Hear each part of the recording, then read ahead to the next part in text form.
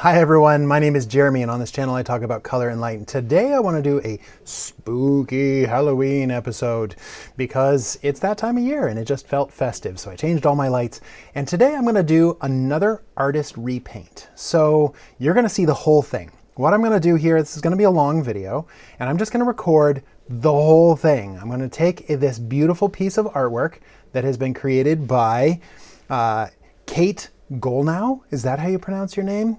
Otherwise on Instagram known as Dark Tanuki.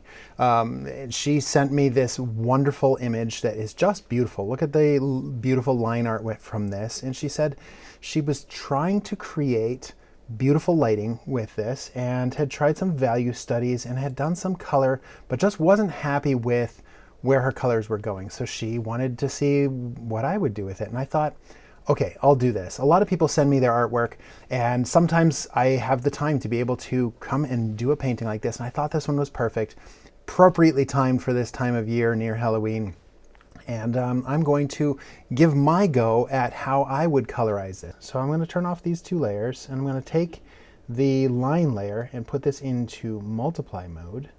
I'm going to have a layer underneath this, and this layer I'm going to fill with 50% gray just to start with. And I did on my Mac Option Delete, so this fills with the foreground color. And because this is in multiply, here's normal, put it in multiply. Multiply will make all of the pixels only darken what is in the background. And it will not add any brightness to it. So all of the white becomes transparent and the black will darken what's behind it. I'm going to take this line layer and also bring its opacity down to 40% so that this way I'm working on a new layer with color in the background, and that way I can paint on my color and not have the line art. I don't want to have the line art in the end. I want this to be pure color to look like lit objects. In the real world we don't see lines.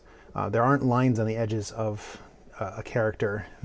It's just pure color bouncing off of surfaces. So in the end, my goal is to not have this line art at all, just pure color. So how would I start this composition? I'm thinking I got to look at this and say, what are my light sources? So I think that there's fire. I mean, I see in her original coloring that there's light from the fire, and I think we should use that. And I also wonder whether this potion could actually glow. That could be a light source. But I don't think that those two are enough. I think that we're probably going to need some other light source into this. I could paint a background, but I'm going to do this as if it's on some sort of mysterious, spooky soundstage or something, some place where they're just photographing. She's in a dark kind of pit. So this is what I'm going to start with. I'm going to start with something rather dark. Let me fill this whole thing with, switch to my classic brush here and say, what if I start with just painting in a little bit of ambient light into this. There's a little bit of purple, you know, so it's a cooler light source. And I can still see my line art. I don't want to go fully black with this, but I want to build up as if I'm turning lights on one by one. So I'm going to make a darker, make it kind of dark behind her. I need to still be able to see the line art, so I don't want to go too dark, but I do want this light source to be really, really dim. Now, before I add on any of the glowing lights of the fire, let me think about what would the main light source be that is shining into this scene. And I'm going to make a new layer, put this layer into add mode, linear dodge add mode, and I'm going to experiment and say, what if I know that there's going to be warm firelight, so I don't want a warm color for the fire. Let me just say, let's go very spooky Halloween and say, what if there is a light source that is coming from behind that is shining onto the top of her hat, maybe the top of the book, onto the edge of the cauldron, onto the edge of the table, you know, to kind of rim light the cat. Stay very, very rough with this. And this will be a light that is coming from this direction from behind onto our character. And just see if this, you know, the light can kind of wrap around her body a little bit, around her face. Just catch the edge of the hat in her hand. the top edge of this book just slightly. I'm experimenting with this, like what would this light do? So it's kind of shining this way. You can see the shadow of the cauldron and just the top edge of the cat. I think I've said it in other videos, but there's always a moment when the artwork's not going to look pretty. This does not look pretty, but that's okay because we'll get there. I'm going to go ahead and commit and merge these two layers together. So I'm shift selecting them, and then Command E will merge them into one. Now I'm going to select the color and add in a little bit of ambient occluded shadow. So I'm going to make a darker color than my blue. And now I'm going to paint in some of the soft shadows. And this will help me with readability of, this is my ambient light in the scene. Ambient light meaning just light that is coming from everywhere. So I just want some soft shadows. I'm thinking the cat itself will have very soft shadows onto the chair, and she will have, her arm will shadow her body, and this hat will shadow her head. It's all these very large, soft shadows. The cauldron will shadow the table and have a level of kind of contact shadows from her hair.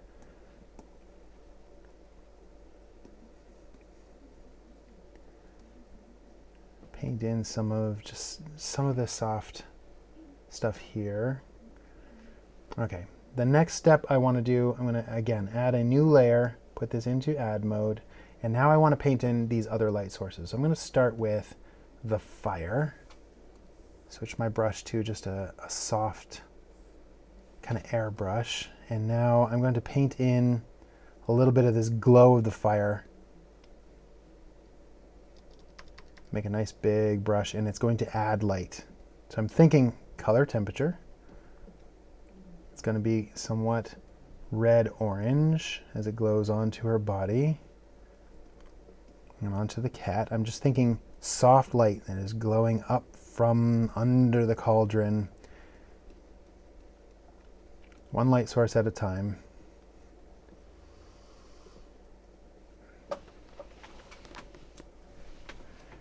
And then I'm going to add a little bit more orange, make my brush smaller.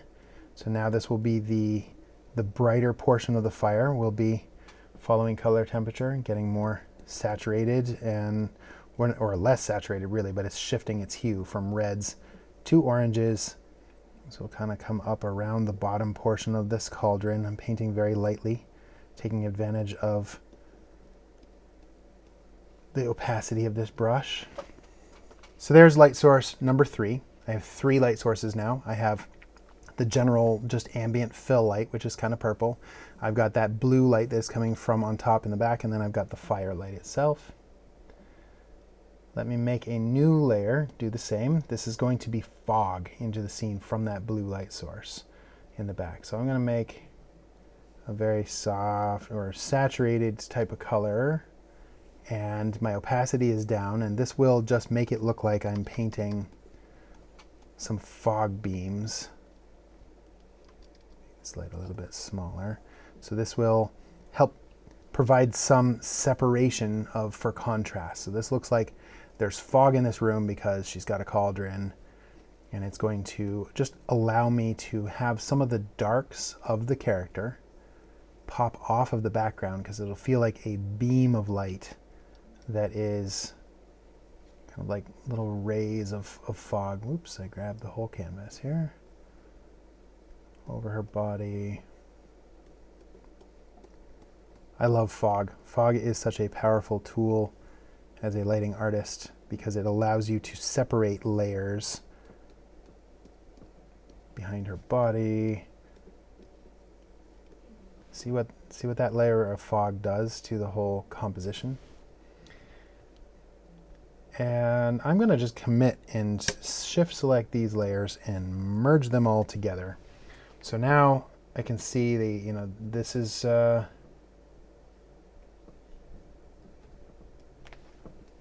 just show you what we started with again.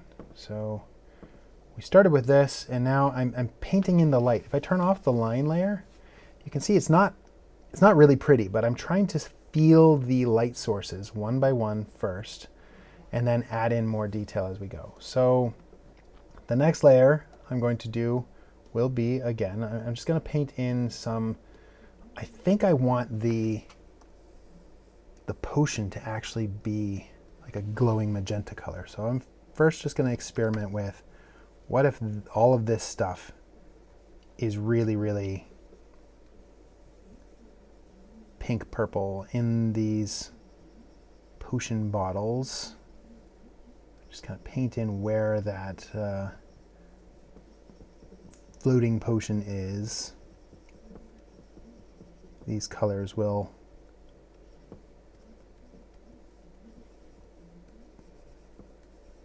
stand out really strong.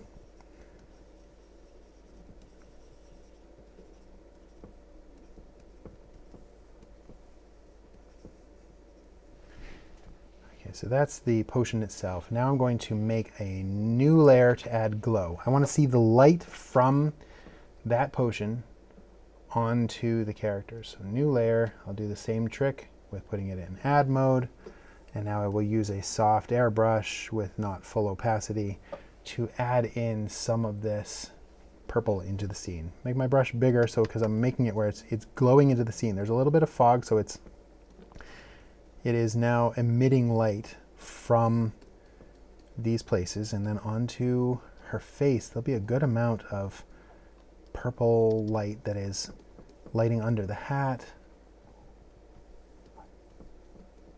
and her face and her arm, onto kind of like two light sources onto the top of her chest and shoulders, and on this arm, onto her stomach and side. Then in the cauldron it'll be glowing quite a bit, onto the cat, the front portion of the cat, and then of course onto the book.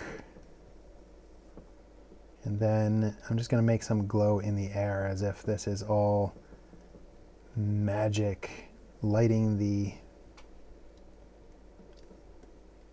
air itself, coming up from the cauldron.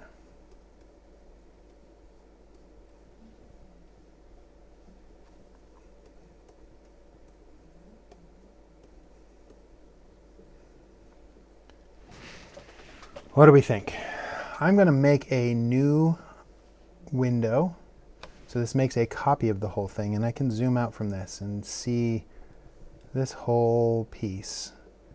Is it feeling compositionally? I mean, I can use the navigator window, which is here, and I can look at it like this too, and I can kind of see the whole image. Is this working as a composition? And it's not quite there. There's a lot of noise in this. I'm not seeing a really nice balance to the whole image yet.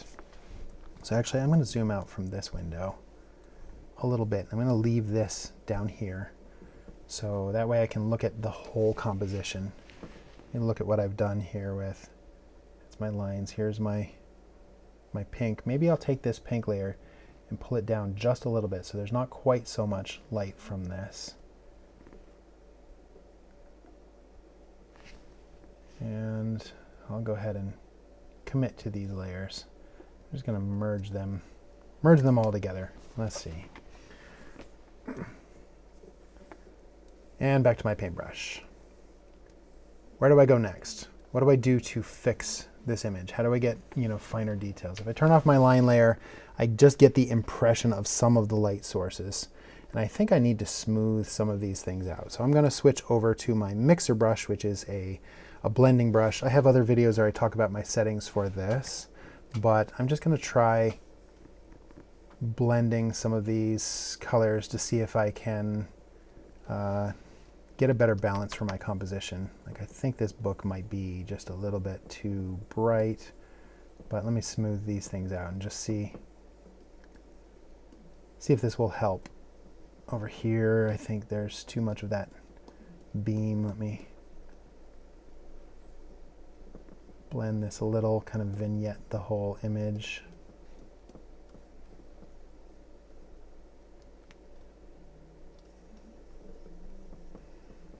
Maybe a little less of that fog.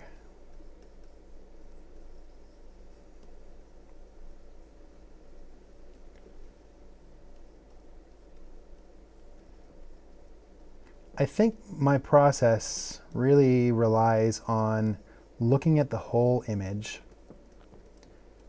and just seeing objects as blobs rather than individual objects. So I want to see the way the light wraps around, like on this cat. I want to see a gradient of the light on the front portion of this whole cat,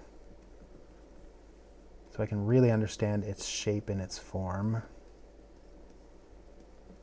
before I worry about the fur or the eyes or any little details of this.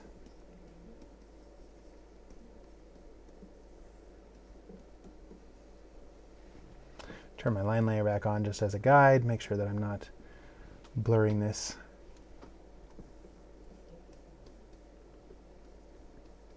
too much.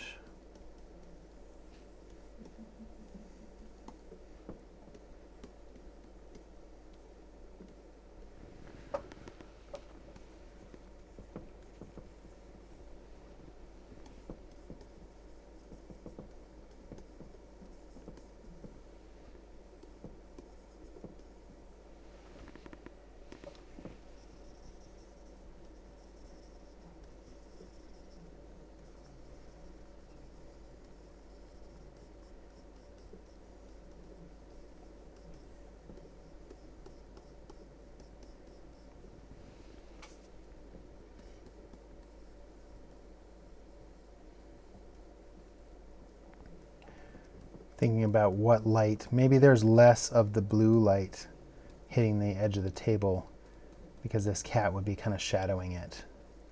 This will help make the fire stand out a little bit more. Looks like that cool light is only hitting the top portion of the characters and not so much down on the table. That'll give more room for the light of the fire to kind of have its place to glow. One of my videos I was talking about dynamic light, so I'm trying to look in this first stage while everything is just rough and loose. Go, does this light feel like every component has its place? You know, is there too much light? Too many light sources? Does everything have kind of like room to breathe?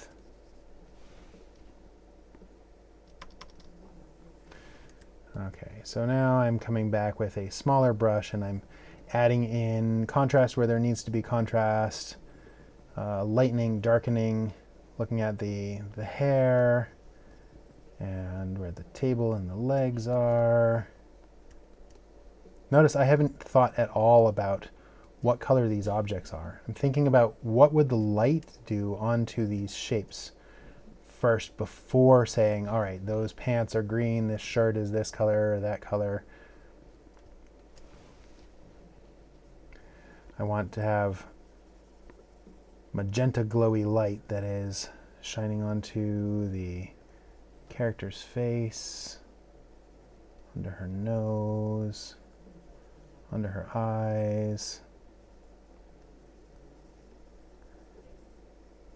And I will adjust these colors to give it the effect of local color after I have this light. This is pretty dramatic light that I'm putting in here.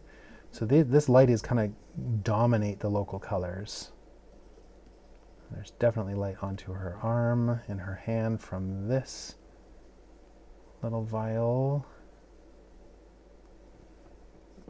Some stronger light onto the bottom of the book.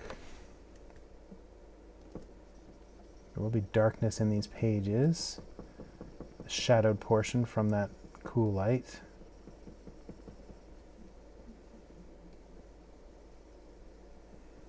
And the cat itself will have shadows and its own level of soft shadows, ambient occlusion.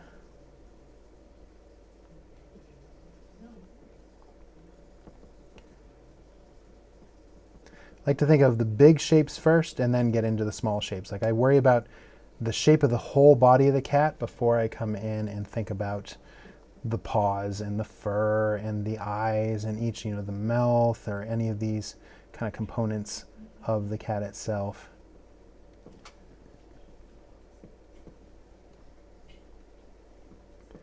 Add some nice rim light on top on its ears. The edge of the cauldron will have more definition.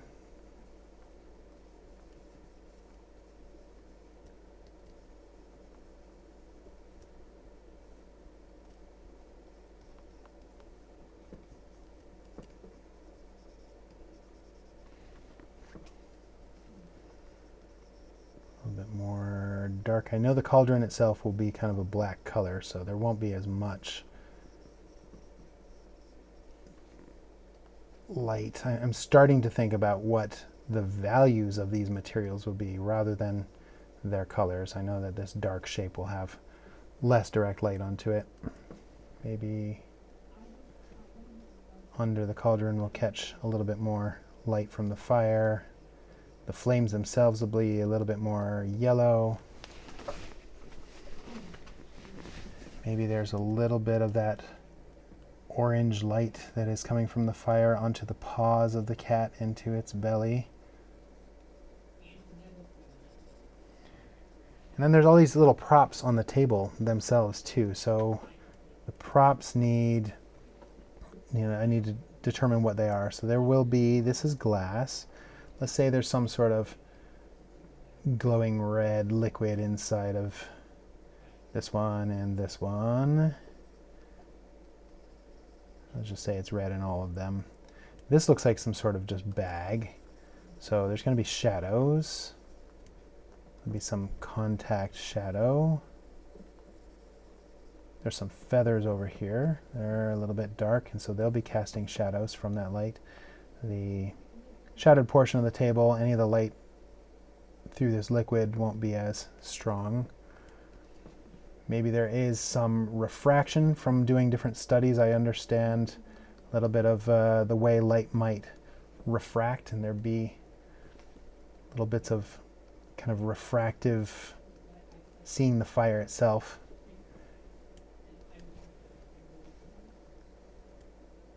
Maybe there's a little bit of the orange light hitting the edge of this little bag that has these herbs in it on the feathers themselves to catch a little bit of light. Then these glass jars, I'm going to do some refraction on the jars. And this is just how the light will kind of shine through them. I'm getting just the impression at first, and then I can keep going to details. And then I definitely want some highlights, reflective highlights onto the bits of glass that are facing the fire. So this will help it feel like glass. Maybe there's even some on the inside on the backs because of the way glass works. And then these little legs need a little bit of darkness to them of the stand, and they'll catch a little bit of that brighter light here as well.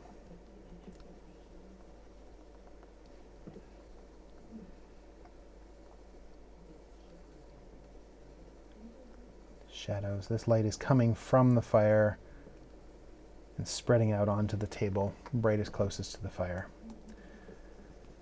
I am at this point making my brush smaller and getting into finer and finer details. As once I've established that initial light, now I'm coming back and cleaning up some of those edges, getting those details.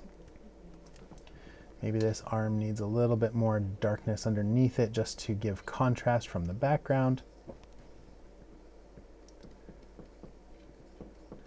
Maybe the book needs a little bit more darkness on certain parts of this as well. The hat shape is not very well defined up here. There's all these flowers on the surface too, and so some of those will be casting shadows and soft ambient occlusion. And then we'll have to figure out what that light source, what color are those, and how would the lights affect it.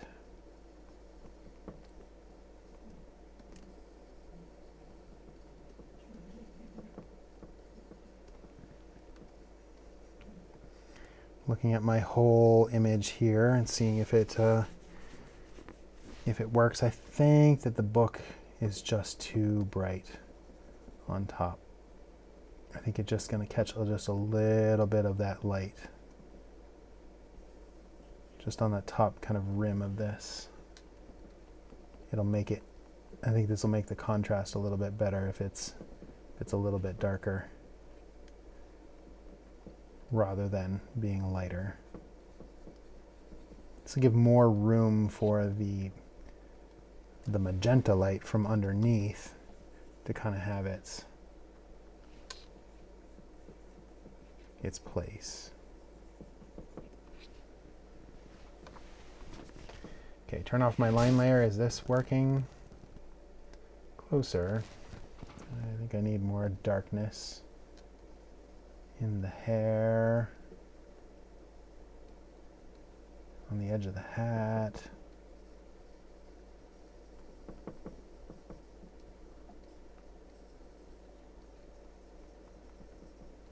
She has lots of necklaces. Looking for contrast. Up under her arm will definitely be the darkest. There'll be some good contrast of her dark hair against the background, against the back of her legs, down behind her knees will be most of the contrast. The edge of the table will have some more definition and sharper shadows down here.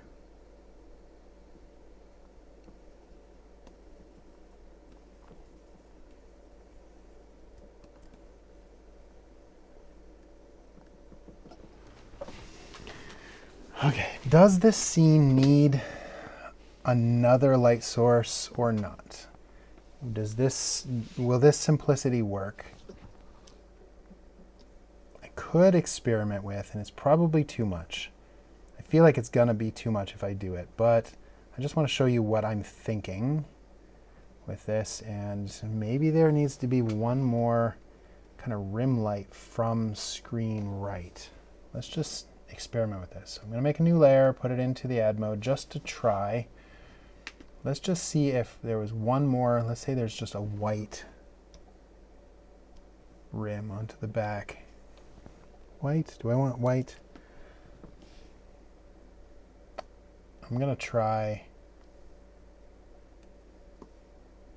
making this just kind of like, what if there's a blue light coming from this side as an extra rim? So this will hit her hair,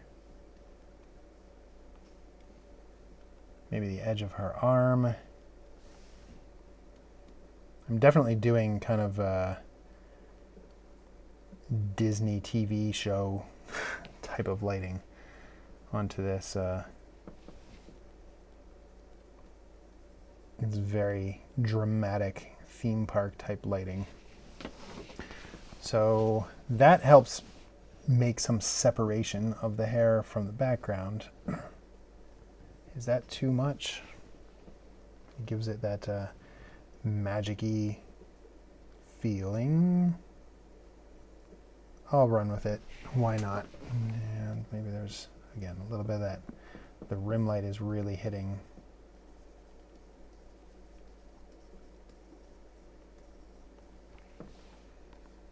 So the rim light from this side is a little bit more cyan, and then from this side is a little bit more kind of blue-purple.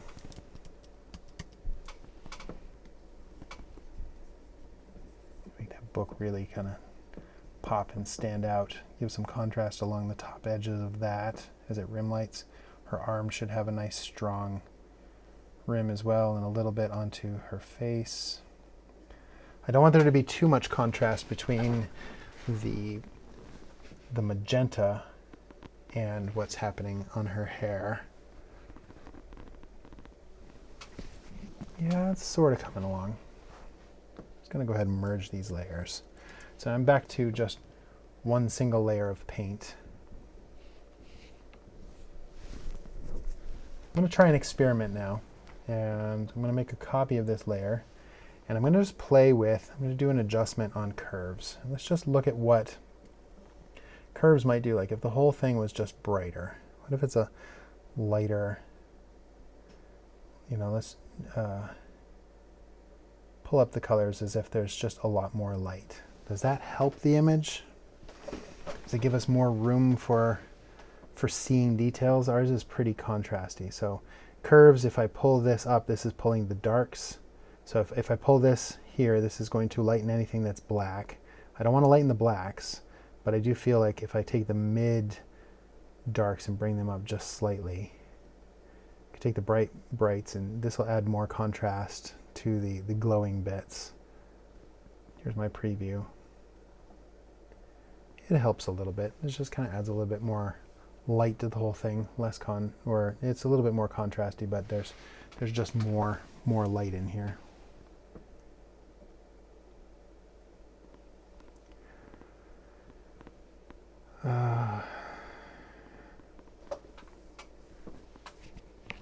What do I do next? I always reach points where I have to stop and pause. I want you all, as you see the way I paint this is why I'm not pausing to record. I'm not editing this video. I'm letting you see the whole process of like the struggle. All of us as artists struggle in our work, I think more often than we would like to admit. And we look at our work and say, ugh, it doesn't look nice, but I got to keep going. I've got to find the light in this. And if I can just have that persistence, maybe the answers will come to me and it'll all start to look better. If I just keep going. It doesn't always work. Sometimes you need that fresh bit of perspective. We can get lost in our own minds too much and lose sight and keep making the same mistakes over and over and over and over. That's why it's good to branch out, meet other artists, get other people to look at our work, get a feeling for where we're making the same mistake over and over. I think there needs to be a little bit more of that fog behind her. It was a little too dark. I was trying to give the idea of the shadow of a god ray, but I think the background needs to just be a little bit lighter behind her.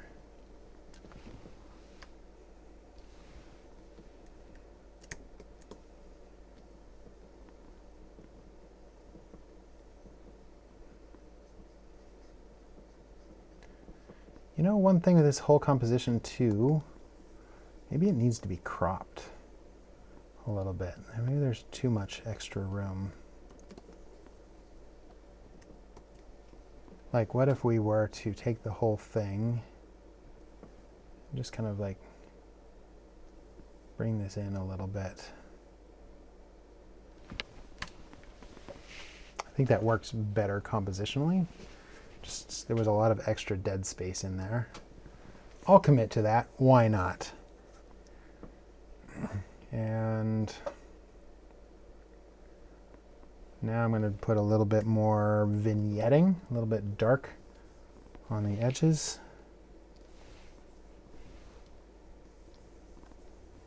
Actually, I'll do this with a soft brush. How about that?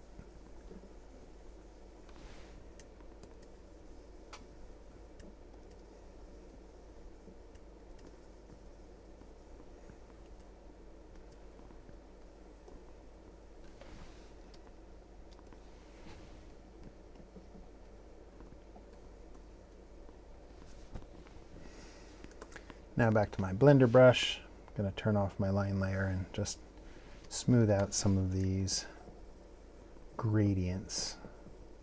If I can get the smooth gradients and the hard edges then to where it all feels like light rather than just blobs of paint, then it'll be a lot easier to refine the details later.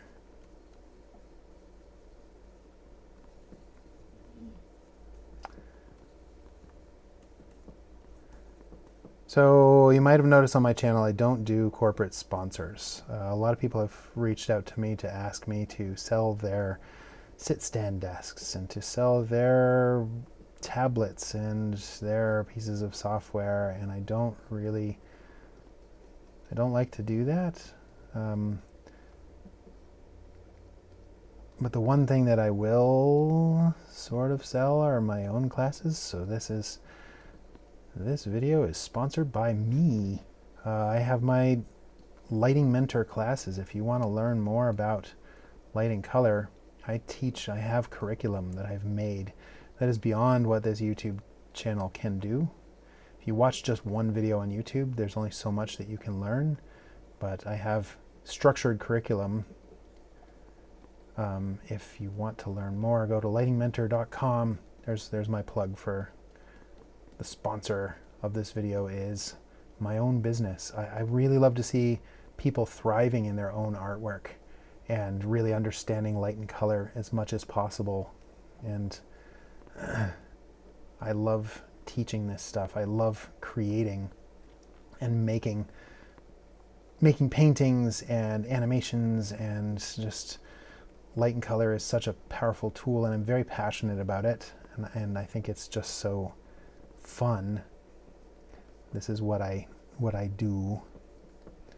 So if you want to learn more, there's that option for you to go and take a workshop. The workshops are fun because you get to meet other artists, work with other artists. People get to know each other and get critiques on your work,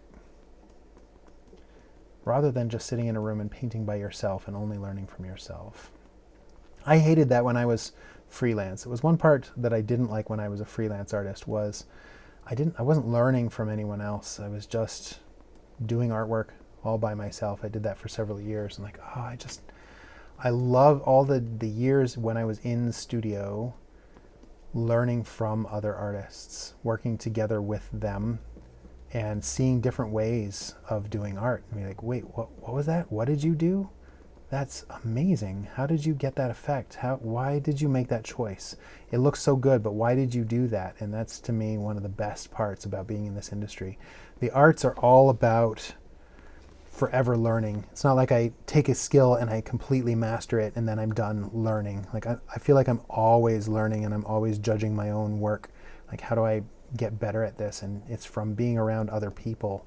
Getting that experience with other artists is so vital to our growth. We as humans are interconnected, whether we like it or not. I know a lot of us are introverts and we don't always like being around other people, but whether we like it or not, we are interconnected with other human beings, and we need others around us to help us along our way.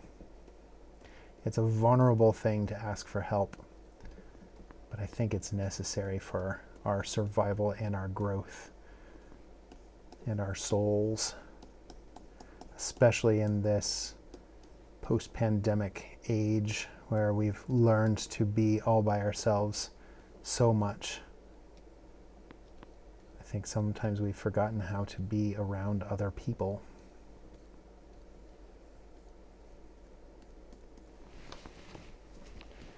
Okay, so what I'm doing here as I'm philosophizing and talking with you all is I'm kind of cleaning up a lot of the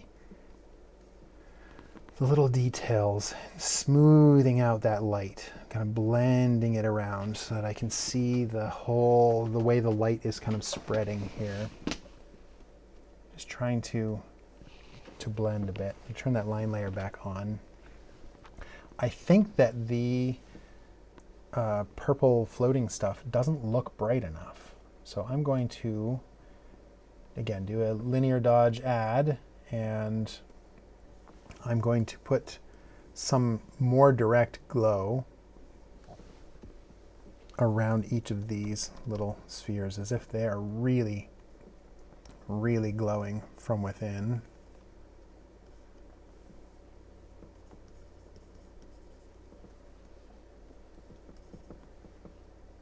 Is this working? It's making a little bit of brightness. Oh, it's because I'm not on my brush tool. I need to be on my actual brush tool here. That would work. I was just blending. Like, why is it not working? Because I'm blending. Okay, So if this is in add mode, and I am putting in, yeah, now it's working. I'm going to try actually adding some just like purple glow onto this too. Nope, that's not looking right. Let's try some.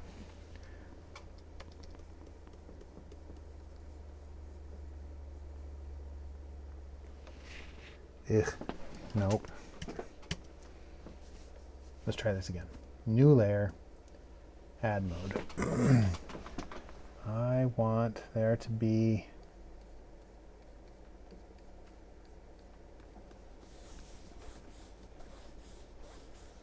more light. That's not working. It's looking too... I'm going to try some like cool blue, like it's got a magenta heart, but it's got a more magic purpley glow. Maybe that's too saturated. Try this again. I'm struggling with finding that feeling of magic in the purple stuff. Maybe I made it just too light overall. Like if I take my lines and hide them for a moment. What's it missing? Let me just try with some red just to see what this will...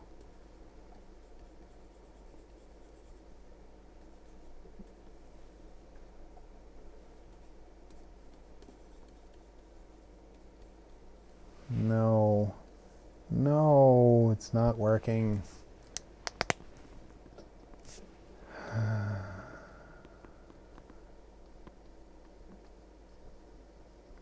Helps with the fire, but these don't look right. They just don't look right.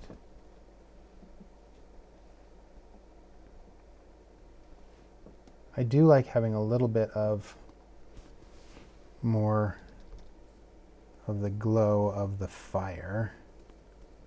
Make that a little bit more intense. That's cool. But the pink, I don't know what to do with the pink yet. So make that fire just a little bit more, let the nice colors wrap out. That I like.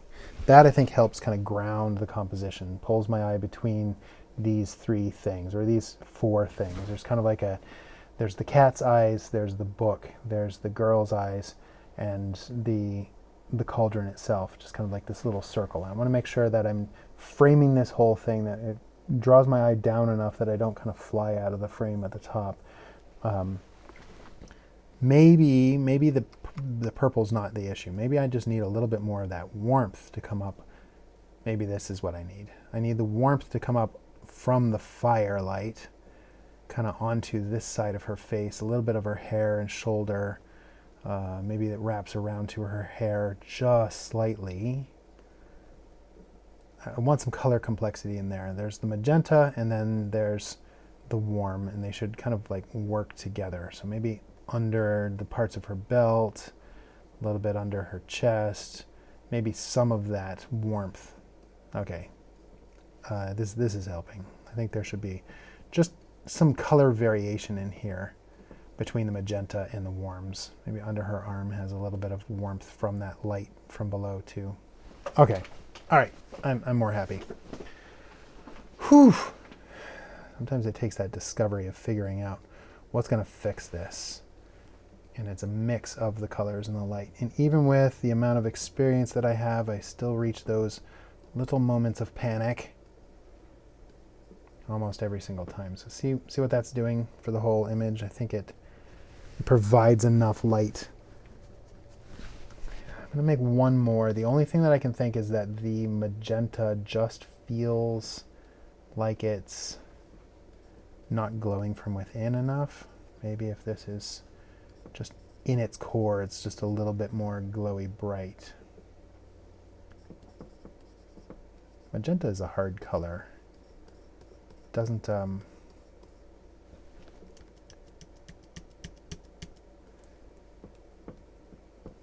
it's not a very natural color, I think. I want these to feel like they're really glowy. Maybe this liquid actually needs some level of darkness around the edges. There's just a little bit of glow on this. Maybe. I'll merge these layers together. Maybe what I need, I'll put this on a new layer because it's an experiment. Maybe it actually needs a little bit of liquid specular reflection. So what if the blue light actually lights the edge of this liquid? Turn my line layer back on.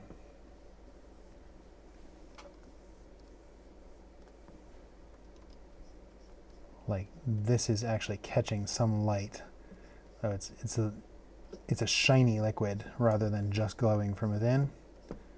And that'll help this all feel like maybe this glass didn't have that reflectiveness of that light. Maybe even some of the orange from the fire below is going to help like this glass.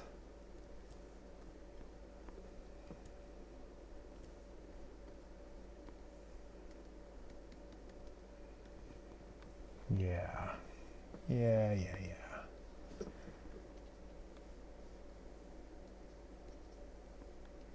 Now it's starting to feel a little bit better. And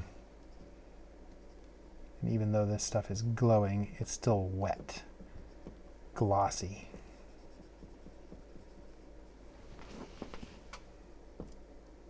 It's going to catch little highlights of that light that is our kind of rim light, key light into the scene.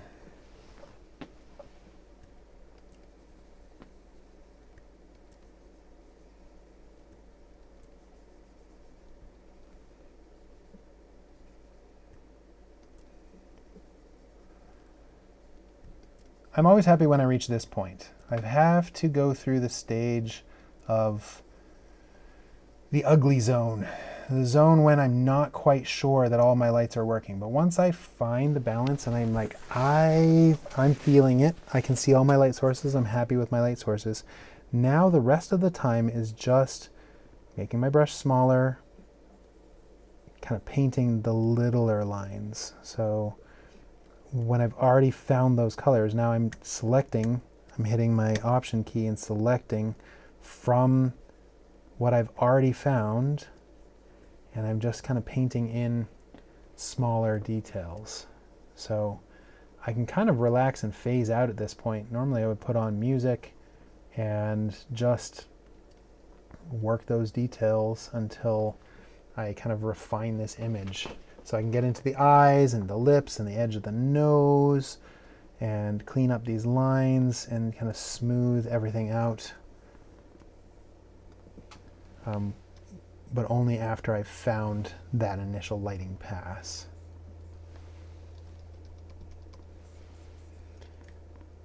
Again, I told you I wouldn't edit this video. Like, I'm not going to cut out portions or do parts that are sped up. I'm showing you the whole thing so you can see what it's really like through this whole process. My thoughts, the struggles, the pain, the what we all as artists actually go through. Okay, while I'm cleaning up some lines, I'm going to philosophize a little bit more because I think some of you have asked, like, I want to know what it's really like. Well, where are the struggles? And this is one of the things that I don't like about a lot of other YouTube channels. This is my opinion. Here is that often artists will show how easy it looks to them. They're like, I painted this. It was so easy. Everything went great. And it's somewhat of a form of gatekeeping in my mind.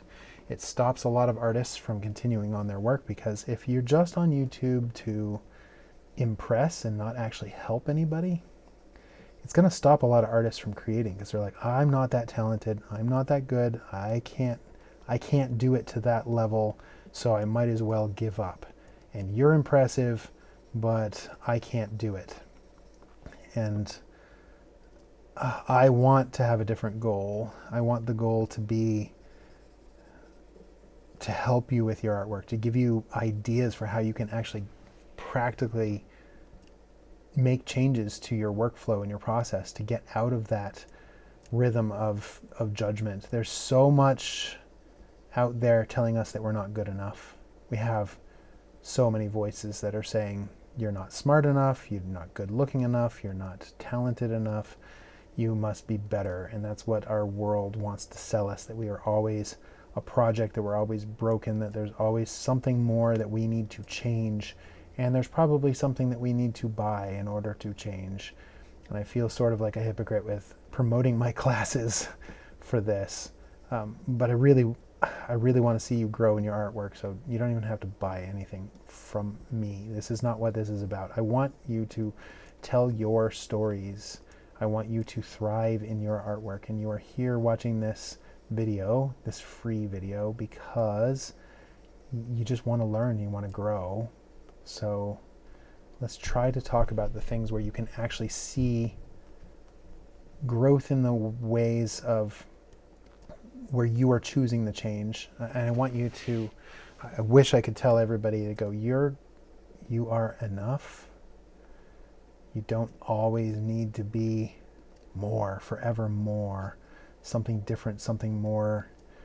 Don't give in to that idea of you suck, because that's what, there's too many voices of that. We need to say, you know, this is good enough. I'm going to enjoy making this piece of artwork right now, right here, for me.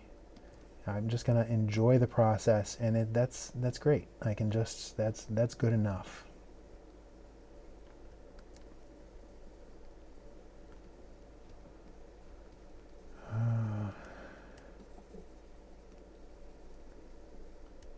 It's hard to paint and talk at the same time. I feel like I just rambled on and didn't make a point. I guess my point is, I want you to realize that things that I didn't realize. Don't make my same mistakes. Learn to be okay with your artwork. Be happy with where you're at. Take things one step at a time. Learn and grow at your own pace, and realize that you're not a lost cause. Don't give up. I have another video that I talk about the dark marshes, the dead marshes of art. If you haven't seen that, this is kind of the philosophy that I'm talking about, that we can so easily get to a point where we just give up. We stop creating. We stop telling our stories. We just say, I'm just not good enough. And there's so many artists that's where they die. That's where they stop caring, giving any effort, and it's just so sad. We have so many great stories to tell of who we are. I hate seeing that get lost.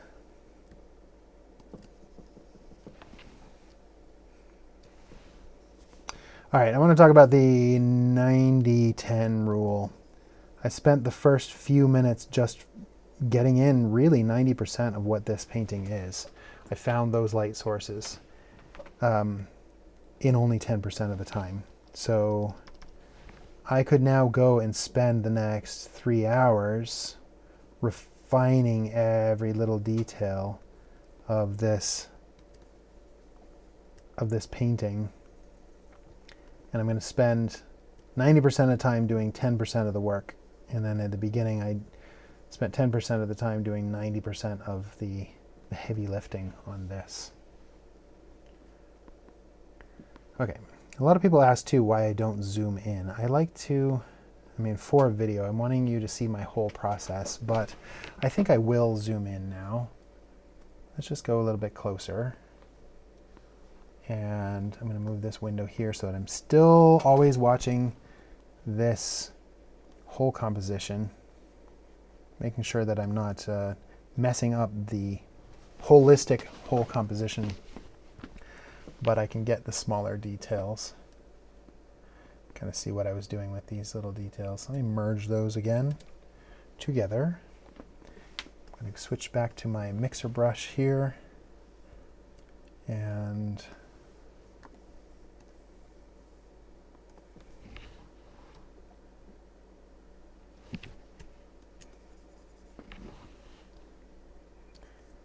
kind of just blend some of these. I want there to be smooth areas of smooth gradients and areas of sharp contrast. So I am using my blending brush not only to smooth out areas where they need to have soft gradients, but also I'm using this as I kind of learn to wrap this around. I'm going with the flow of the surfaces to help the colors kind of smooth out these colors and these edges. I love a good blending brush. A long time ago I used to paint in Corel Painter, and the reason that I loved Corel Painter over Photoshop is because they had a really nice palette knife for blending, and Photoshop's smudge tool is terrible. I never use the smudge tool. I always use this mixer brush because it's not pushing pixels. It is blending colors, more like what a palette knife would do. Once I discovered this tool, then I never went back to Corel Painter. Corel Painter's still good, but I do so much professional work in Photoshop, there's just differences. Paying for multiple pieces of software, I decided to just stick with one.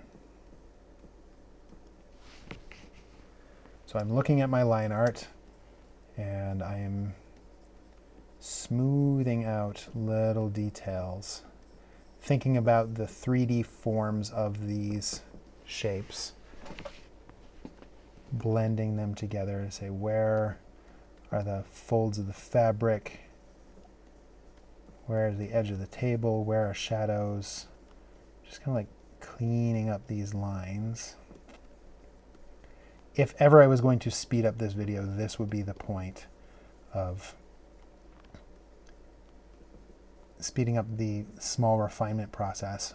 But we have, let's say I'm going to give myself just a half an hour more. Wherever I'm at, a little less than half an hour, I'm just going to stop there. We'll just see how far we can get in this amount of time.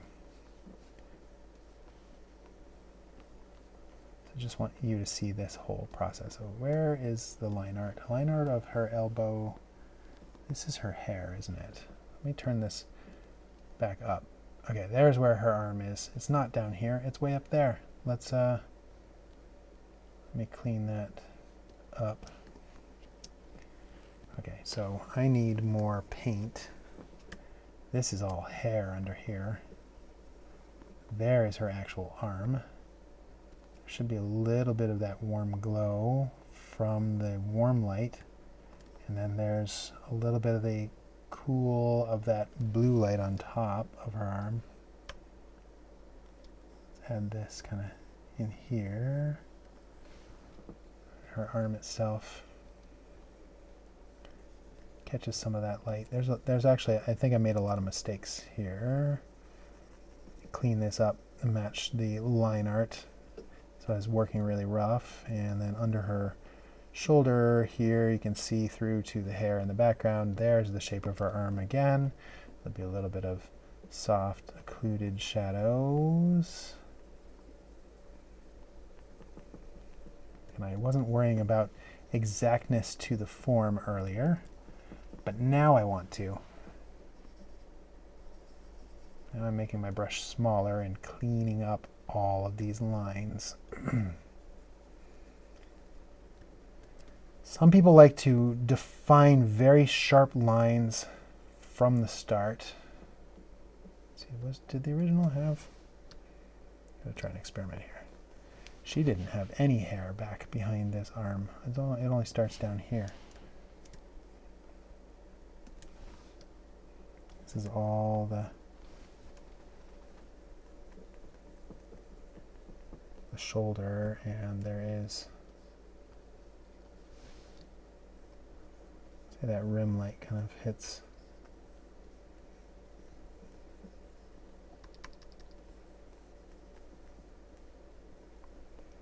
her arm all along here. There's a little bit of light that hits these little items here too.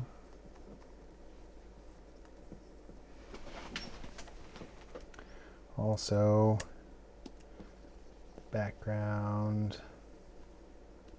Where is the hair? There's the arm. Where are we seeing through to the background, and where is the actual hair? Just cleaning up all of these.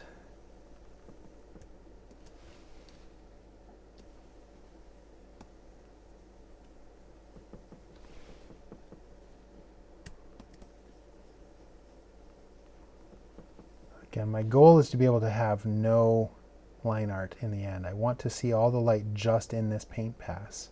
So I'm going to use the line as a guide, but in the end, my goal is to not have that line layer on at all.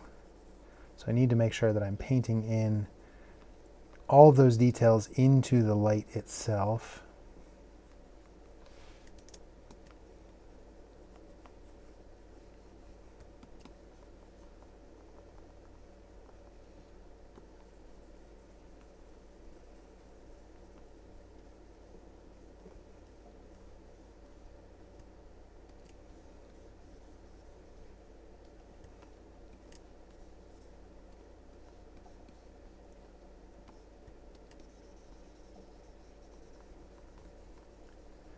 Wonder. Okay, here's a debate for you. If you have stayed on long enough, if you're one of the 5 people who have actually stayed to watch this whole video, there's a couple of you that have requested this, so I'm doing this for you. Should there be music over top of this? I can imagine this could be terribly boring to watch. That's me being self-critical, probably. For those who are watching through this whole thing, I know you're the committed ones who are trying to really learn something. So I don't want music to overwrite and be annoying over what I'm talking about. There are a lot of people who don't like these long videos because they're on YouTube to be entertained versus here to learn something. So for those who have stayed on and are watching all the way through and want to learn something, I appreciate your commitment to that. I'm not trying to be an entertainer on YouTube. I'm not here to just make a fun thing to watch. I'm here because I want to share what I've learned about light and color and how to use this professionally, how to make and craft images. Because I think that that is that's what most people are asking for and really want.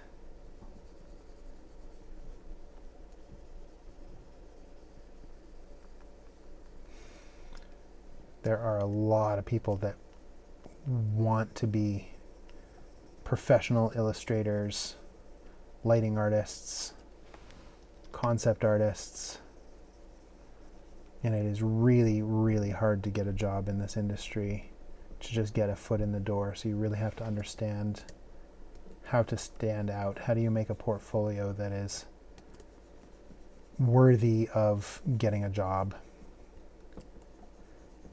There's a lot of training out there that will show you how to make art that is better than your peers, but not good enough to be a professional artist. That's my whole goal with I want to help people be able to have a career, or even just to understand light enough to really enjoy the process and feel happy with their own artwork, that they can create something that they're proud of.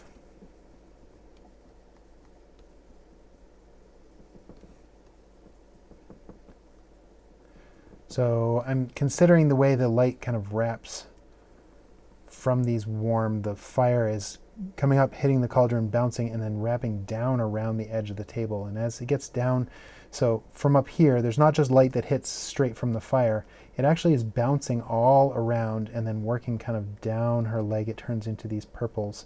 There is bounce light that starts with up top and then bounces off of this object, that object, this object. And so it kind of wraps farther than you would imagine just the direct light source going. So I'm trying to get that kind of wrap of light down, the gradients down her leg and just kind of each of the components of light.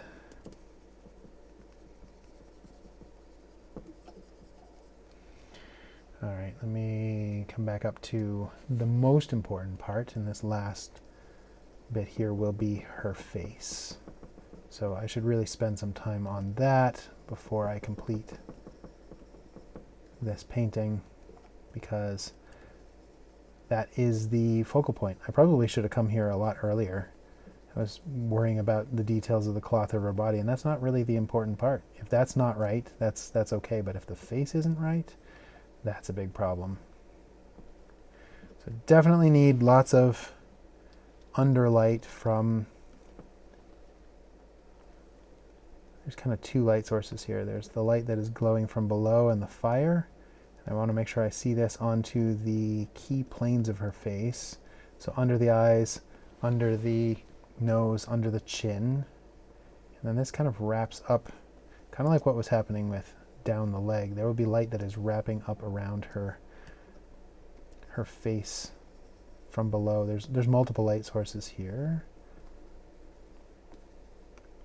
And I want there to be some warmth that kind of wraps up softly onto her face. We need to make her look pretty, so I don't want a lot of grays in there. She has like this auburn eyes is what Kate had painted into her original drawing. So I'm going to switch off. This brush is great, this painterly look, but sometimes when I get into small details, I need more refined control. So for the eyes, if I want them to also look like they have some nice color to them, I'm going to make this more of a orange type of color in here. Just get some of that color. Maybe I'll add some of the yellow from underneath. Now I'm painting some of this brighter color onto the top portion of her irises, because an iris is actually shaped, like if I look at it from the side, it actually has this type of shapes to it. And here's the pupil. So if light is shining from below, it's going to hit up onto the top portion of this. So that's where I have a little bit of light that is hitting the top portion of her irises and less from below. I also want to make sure that I get some of that magenta reflection into her eyes of the glowing potion, and maybe some of this from down below. Just a little reflection of the firelight from below. I take my line layer and turn this way down again, because I need to paint in the details of her eyes, her nose, into the shadows. I want to make sure that it's not just going gray, so I'm adding some color. She needs some color in her lips. She needs, I'm going to put a little bit of warmth into this too.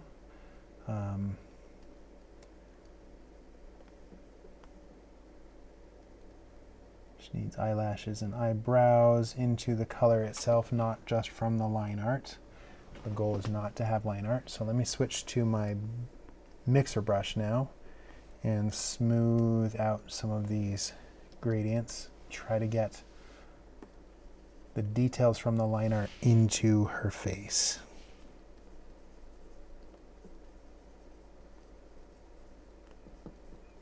I'm being sure that my blending brush does not have sample all layers on, because that will pull the line art into the paint layer, and I don't want that. I'm just sampling from the actual paint layer itself so that these colors stay smooth.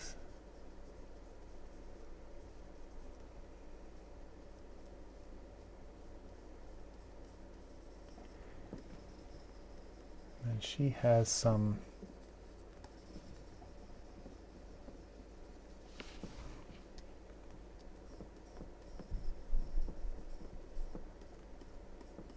dark hair that is coming into the frame. And there's so much to refine here. This could take a good amount of detail, like me clean up the edges of her hands and her fingers and this potion bottle so that all the right information is in the color layer. Get her neck. There's a lot to smooth out that I had put some gradients in of where the edge of her neck is and where these necklaces are and this hand. Oh, there's so much to refine. This is where it can take a good amount of time of cleanup with this process. Lots of different artistic processes, and this is one of them. This works for me to make sure that I can get good lighting in here, but it does take a lot of time to smooth out the mess and blobs of color that I created early on to find that light. That's the downside of this approach. Some people have approaches where they have really, really clean lines right from the start and then they colorize those. The downside of that is that often you don't think about the big effect of light sources. For mine, I can see the big light sources, but then I've got to do a lot of cleanup, which I'm okay with. I like this approach.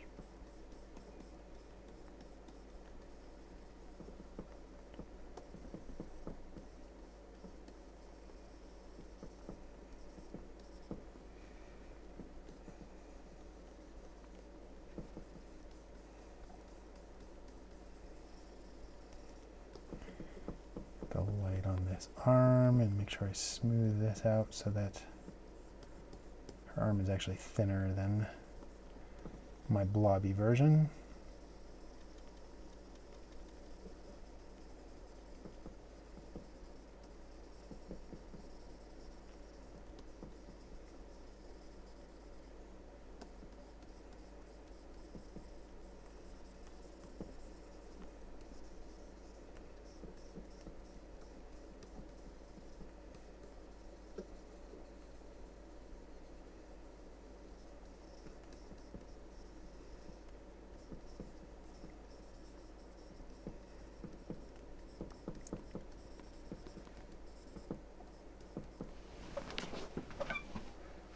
Let's take that line layer off just so I can see.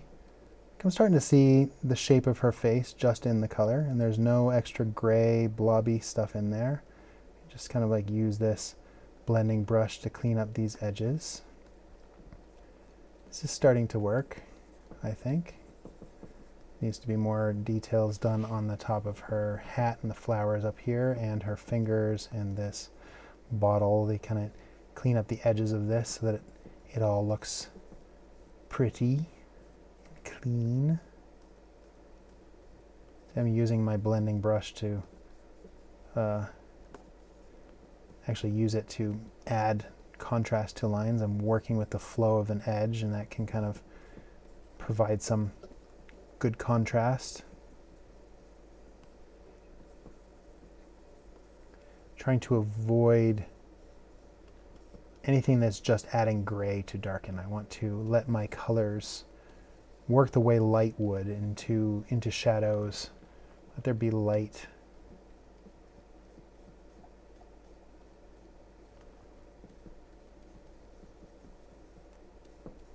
In the right places.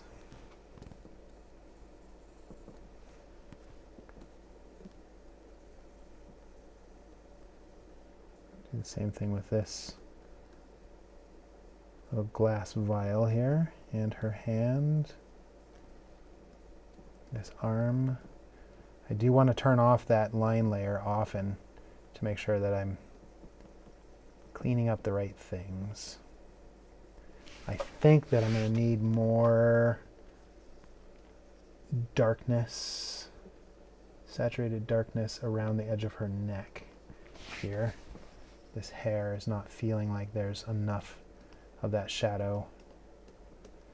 Maybe a little bit of the rim lights onto her shoulder as well. Switch back to the paint.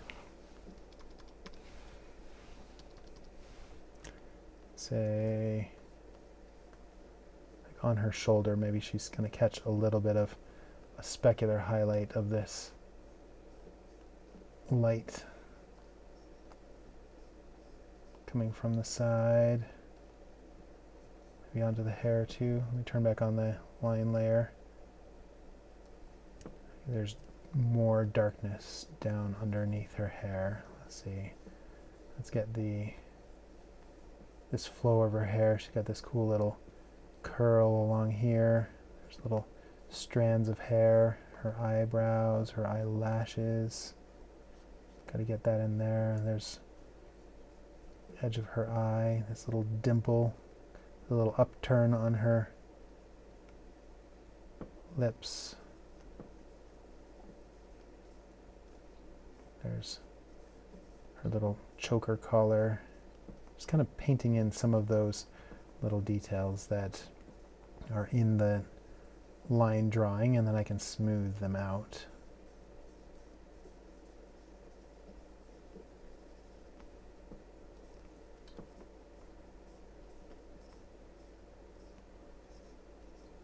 So if I turn the line layer off now I can see some more of those littler details that I can now come in and add contrast into the areas that need contrast. Gives me kind of a guide.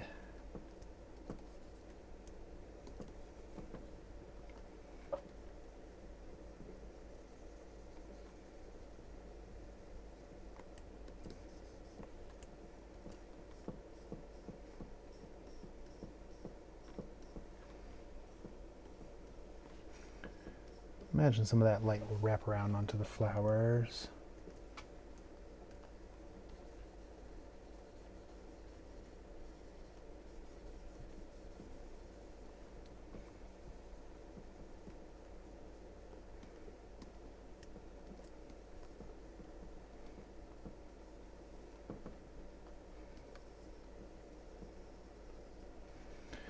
She does need dark in her irises.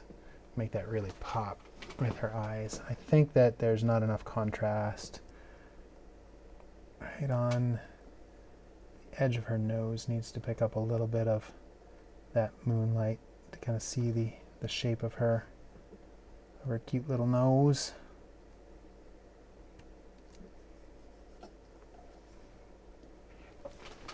And she also needs the darkening of the nostril and maybe a little bit of that edge of the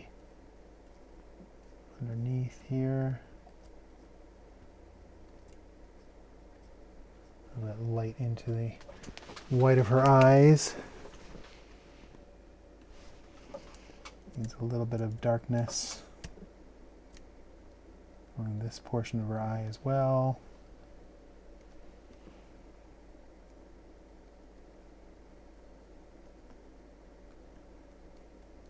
The eyes are the most important thing of this whole process.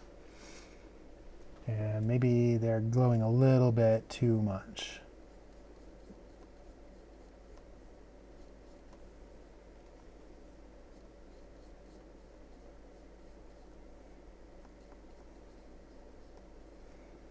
A little bit more realistic light in here.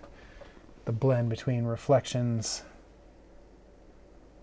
and local color.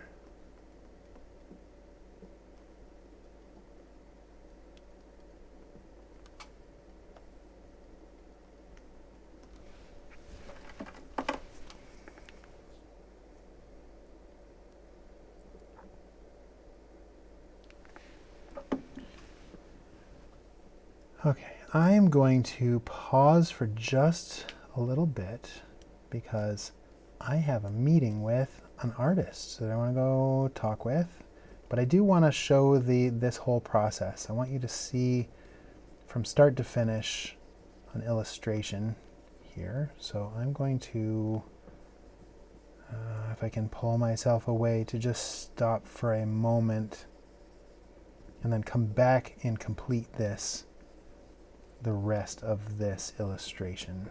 I want you to see the entire process all the way through, start to finish, every bit of my thinking of how I refine this light, how do I clean up edges, every little bit of kind of my thought processes, and you can see if it helps you or not. You might be like, this type of approach is ridiculous. I do not claim to be the master of every process and that everything that I do is the way to do it. You just take what you can from my processes and see if you can apply it to your own art and how you create. And hopefully it'll give you an idea of more tools to give you more control over your lighting color to make beautiful illustrations. So I'm going to pause and I will come back to this momentarily. All right, I am back. Let's see where ended up being a whole day away, and I'm coming back to this painting, and I'm trying to look with fresh eyes to this. I'm going to see the intention from the original artists and where we're at. I'm liking some of the feeling to this, but I have some proportions a little bit off that I'll have to clean up, and I now want to start thinking about local color. So I think the skin needs to be lighter for sure. She's looking kind of like a purple blue person, and the cat's face is all kinds of funky, but I'll clean that up. I do like the general impression of where I'm going, but now I need to start thinking in this light, like I painted the light first, how would these local colors respond? So the way I'm going to do this, I'll make a copy of this layer just because I can, I'll be able to see the differences as I make this. So I'm going to think there is blue light, there is warm light. I just know that the skin itself needs to be lighter and slightly warmer, and then the clothing is this kind of muted green. So I want to make sure that I take the skin. Well, I can try a couple of different ways of doing this. I can do this manually by selecting this color, and if I want to make it look less blue, I can desaturate and pull this color just a little bit more towards warm, and then if I paint this in, now it's going to look like a lighter tone of skin. Maybe even bring this more towards this. I think it might need to even be a little bit lighter. So I'm just kind of painting this on as the skin tone itself. So this is lightening what is there, and it makes it feel more like there's that skin tone. I'm going to do the same with, I'll go up in this portion of the arm. It will be kind of a similar color. And then this portion of the arm, I'm going to, again, move towards red, desaturate, and lighten, and this will make it feel like this is a lighter, more orange peach tone in this light. So because of color relativity, there's going to be a lot of shift in the colors. So I'm actually kind of a magenta purple color, but under that light it's starting to feel more like fleshy skin tones. So you can see the difference of, this, just raising this up will make it feel like it's in lighter tones. Let me get any areas that are actually getting a good amount of light. I'll make these even a little bit brighter and warmer. Maybe on her face itself too needs a little bit of lightening to make her feel like she's a light-skinned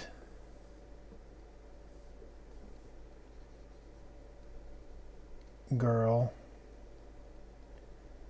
I'm doing this looking at the whole image.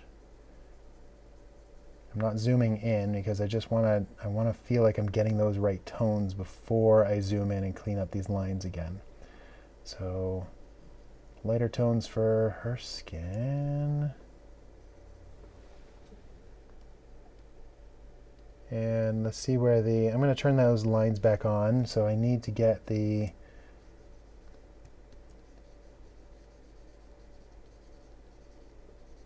details of where her shirt starts and where the skin and where is fabric. So it kind of gets lighter through here.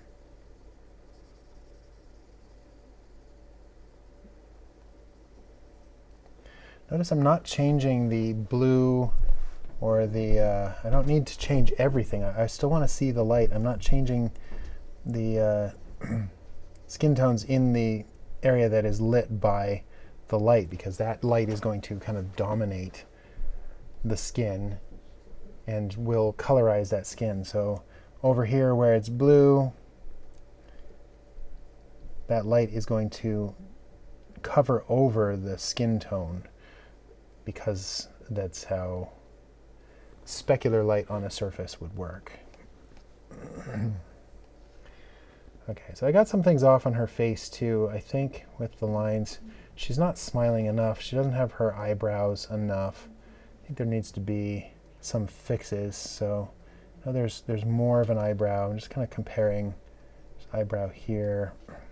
She has more of an upturn on her mouth as well. I want to make sure that I get some of that in here. It's definitely a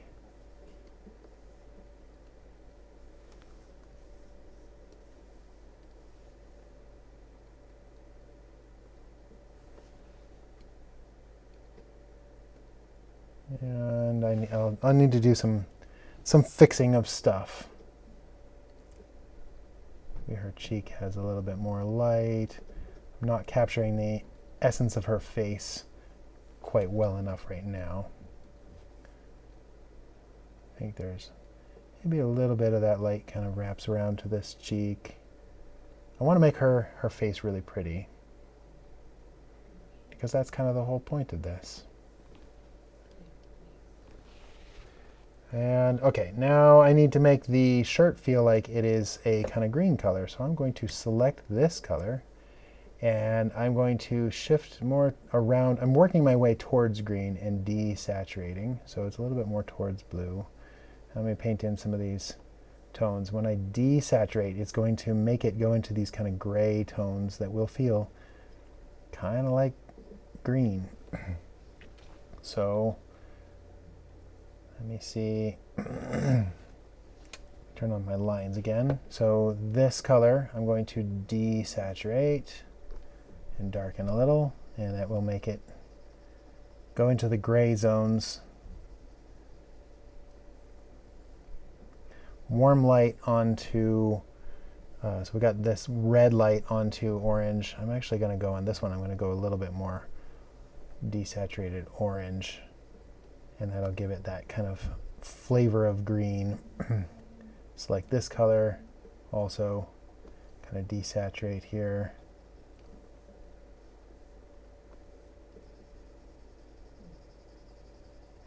This is tricky. There's so many light sources here. I'm still trying to figure out how to describe, how to find local colors under complicated light. Like, I want to give the impression that this is a muted green. Same with the pants. Right now the pants, they're all just kind of one tone. So like if I lean this a little bit, like I'm working my way around towards green, kind of desaturate a little.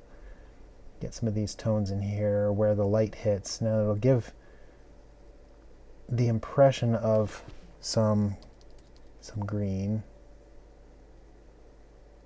It's subtle. I don't want to overdo this and think about local color too much. I really want this light to be very strong.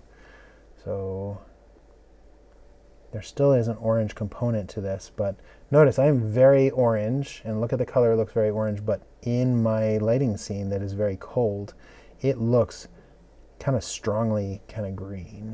Let me make this a little bit darker. Really gives an impression of almost a more saturated green. Experimenting with these colors here. I'm not totally confident in this. I just want to make sure that I'm not destroying what I've already done with the light. So I'm finding that purple, I'm desaturating and shifting the hue around into the more towards orange, and that in my shadowed area is going to be my slightly green in this light. Now the area that is more lit, shift this again around,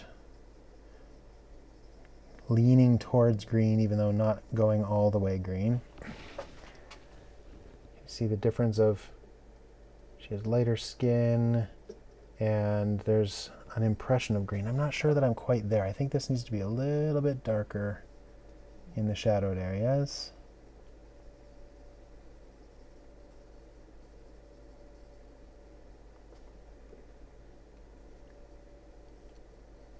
I don't always get this right on the first try. This is a little bit of a guessing game. And trial and error because I've got multiple different light sources. I've got the magenta light source, I've got the Firelight, and I've got the blue that is all kind of coming together. And each of those things will make these colors appear, you know, and then I've got the local color too. So they're all going to have an effect. Adding a little bit more effect of the blue light and letting that blue kind of dominate the local color, because that is what light does. So along the edge of cloth and material, there'll be some of that light. I'm turning off my line layer to see, does it feel like I'm getting some of those tones? There's a little bit more greens in the wrinkles of the clothing. Trying to get the lights, the darks, and the combination of all of those colors.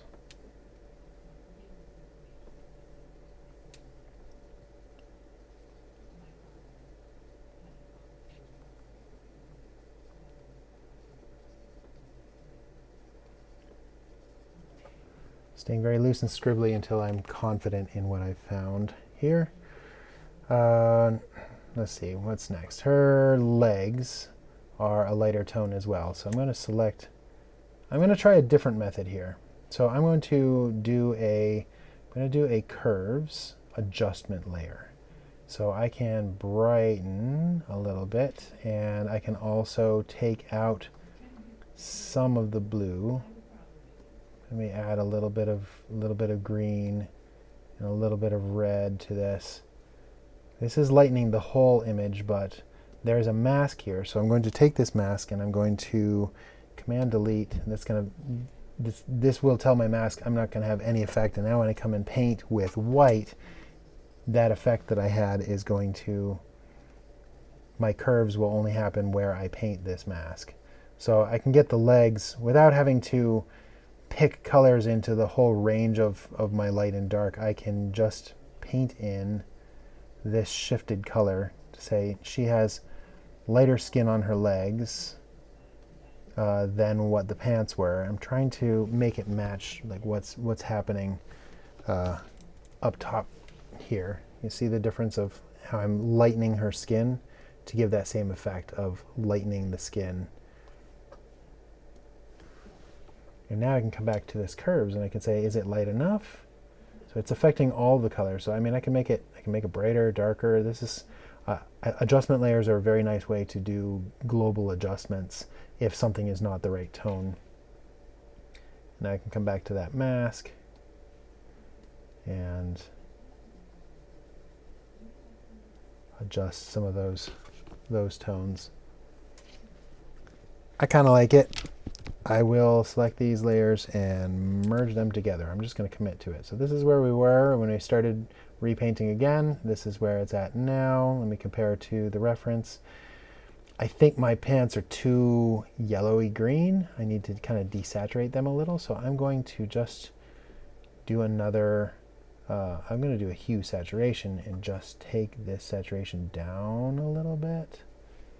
And maybe take the brightness down too.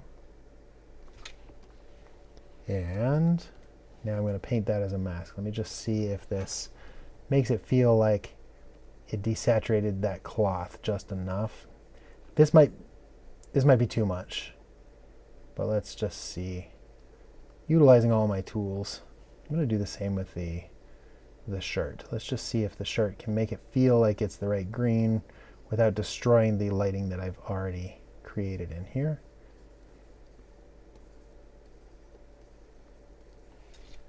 Okay, so maybe I will bring the brightness up just slightly, but that desaturation, you can see what it's doing. It's kind of desaturating and making it feel like it is again that more muted tone. It's losing some of the lighting color in this though. So I'm going to take its opacity down a little so I can still get some of that light. Maybe I will desaturate more, but because I put the opacity down, it's only having a slight effect. That feels okay to me. Let me commit to that. And then if I need to punch up some of those colors again of the light sources, now I will say, all right, I want that blue light. I really do want that blue to kind of cover over the cloth, and maybe some of the orange light will also, you know, catch a little bit of color in there again on the folds. Like maybe any of the areas that are directly facing the light, maybe they'll catch a little bit of that direct kind of color. I'm going to turn off that layer and go back to my mixer brush and do a little bit of blending. So now I can just kind of smooth out these colors now that I've found some of them, and try to get the essence of what was in from the line sketch.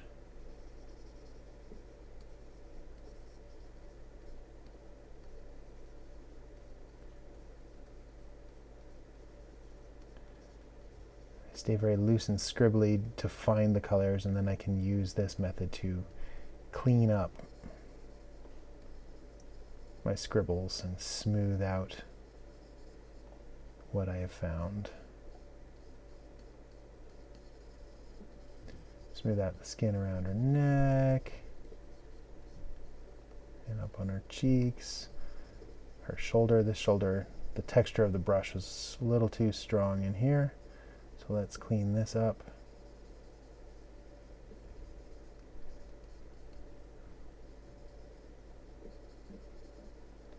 It's coming along.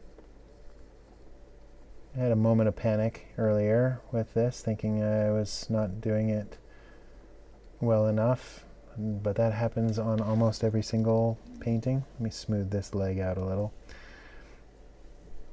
There, in the original sketch too, there's like a fishnet stocking. I'm not worrying about that detail until after I've found the light onto the leg itself, and then hopefully that will, I can put that on top. But I've got to find these colors and smooth this out before I put in those details. Starting big, then going small. The fishnet is something small that I don't need to worry about that yet. Same with the little details of the face. I need to get those colors first. I think it's a common trap to get lost in the details too early. You really need to find the tones, the values, the colors. What is the light doing on a bigger scale before we get down to the micro scale and the little tiny details?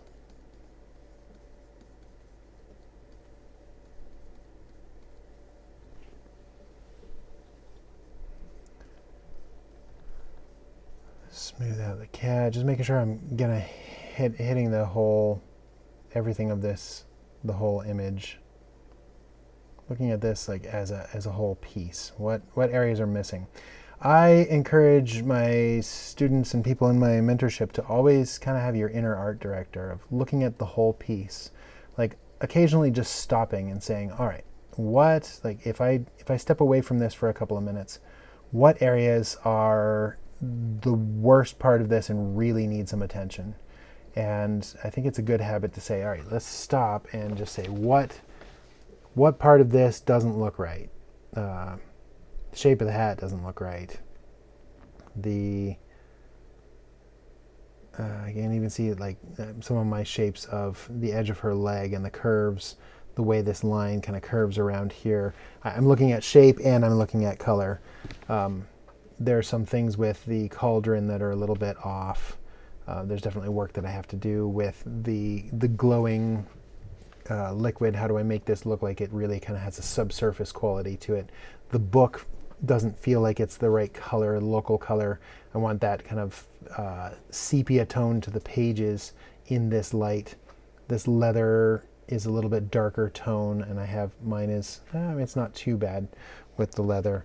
You know, just kind of like looking at everything in here. So let me maybe make this a little bit, oops, nope, not, I gotta pick that color. This is a darker, in this light, it's like a brown leather. I want to make sure that I get some of that brown leather in there. Leather will have a specular component to it, which means it'll be slightly shiny. So the orange from the light, maybe I'll paint in some of this.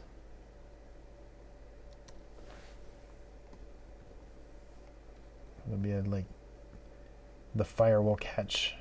There'll be some light from this.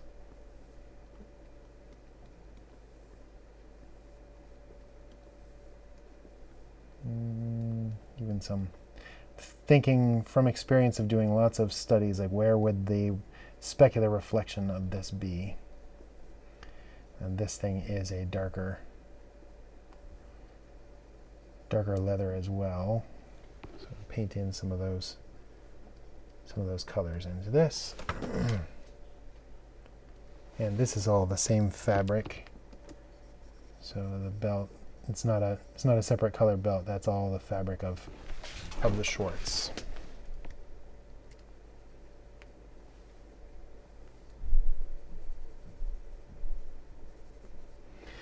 And then under her chest here, maybe there's a little bit more of that local color as well from the light.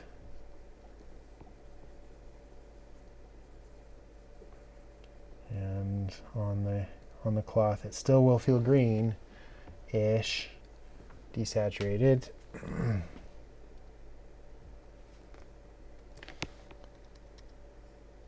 Get the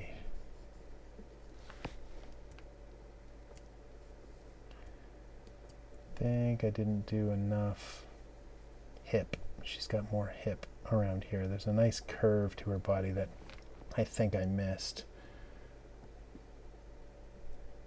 And she also has some line of her armpits.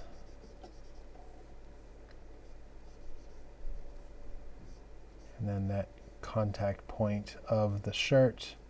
I'll have to clean up all of the necklace.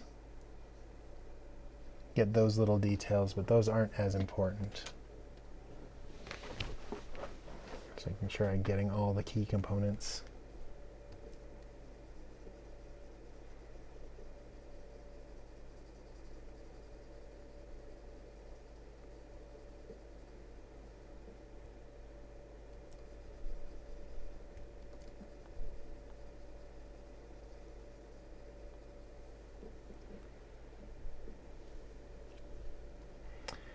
Now, the next thing I really want to do, I want to think about the glowing material here. So I feel like in order to make it feel like it has some sort of like subsurface scattering, I almost want to have a darker rim to the edge of this, so it feels like it's kind of glowing from within. So I'm going to add a darker component to let the glow feel like it's got some variety to it. And then let me experiment with having something that is even brighter in its center. Just see.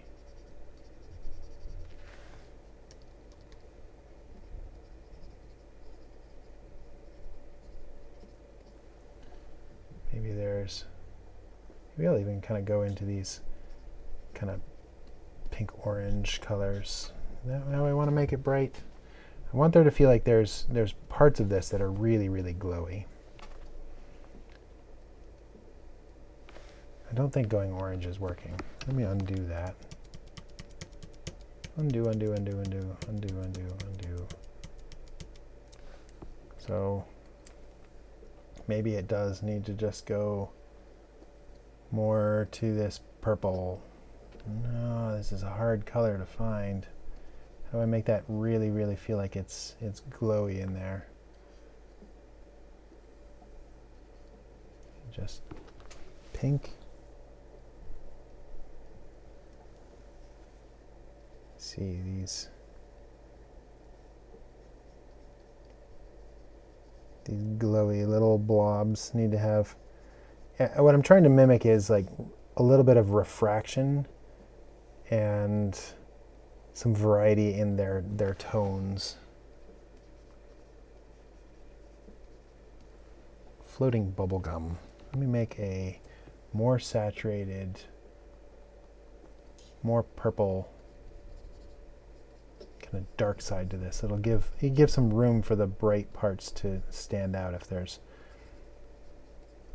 a little bit of variety in the tone. So they're not just a flat pink. There is something that's happening in the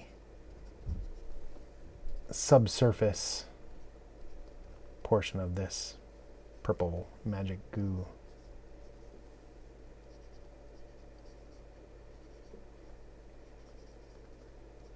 Yeah, I think that's helping. Maybe even more, maybe a little bit of that like real purple. So I'm kind of adding some color complexity and some variety between purple and magenta. I think that's going to help it really have that room to feel like it can be glowy from within. So any of the parts that are really strong magenta will have something to contrast with.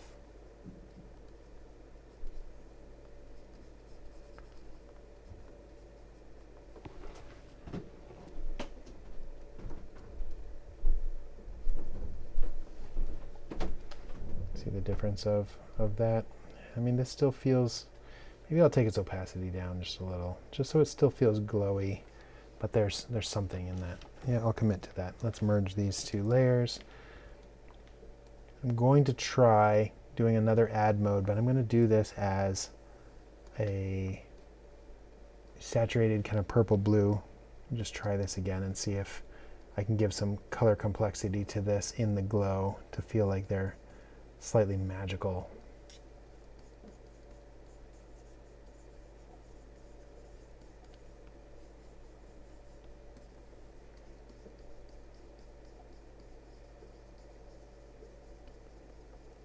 So it's magenta on the inside, but then has a blue glow. Just trying to think, how do I make it look kind of more magical? Like there's a blue haze around it all.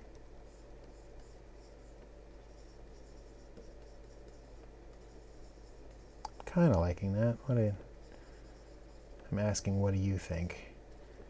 But I'm not able to hear you. If I had done this interactively, maybe we could talk about it together. But I like the idea of a kind of a blue glow. See the difference of just this kind of magic blue? Like it's emitting somewhat of a blue tone. Maybe this light kind of comes down onto the edge of her shirt. Maybe there's a little bit onto her face, like under her chin. Maybe a little bit onto her shoulder, top of her arm. Yeah, I'm kind of liking that. And then onto the cat a little bit too. Okay, so there's the blue glow. I think the next thing, I'm just going to go ahead and commit to this. Merge these. The next thing I want to do, make a copy just so we can kind of see the progress along the way. So from this to this to this to this. The next thing I'm going to do is change the color of the book to be a little bit more sepia pages. So I'm going to go ahead and do another curves here, and I'm going to decrease some blue, increase green and red in this. I'll go to my mask, fill my mask, and then paint on. Again, they wear this where the pages are. It's way too green. Using this method, I never know exactly how strong it is. Color relativity plays in a lot to this process. And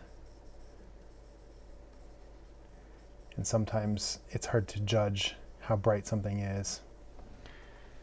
I'm going to take the opacity down so you still have the blue coming through. And maybe I will also increase the brightness of the pages just a little bit. I do think I need to take some of that green out. It's probably too much green. Let's increase some of the reds in this, and the reds will make it just kind of light, a little bit lighter in tone. There's not a lot of red in this already. Let's make it a little bit brighter so it feels like those are the pages of the book. So you can kind of see what's happening with this. It'll give it the material, just kind of a brighter material. And I'll commit to that. I'll let me merge those together. So I'm starting to get closer to the feeling of what the materials should be. Her face still doesn't look right. Her eyes don't look right. And the hat doesn't feel very green as well. Let me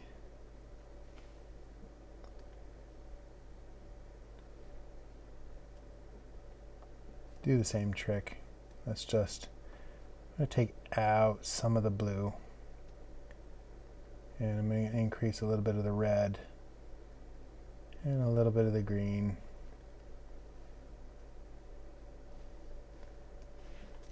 Fill this and then just see. It definitely gives it a much stronger green.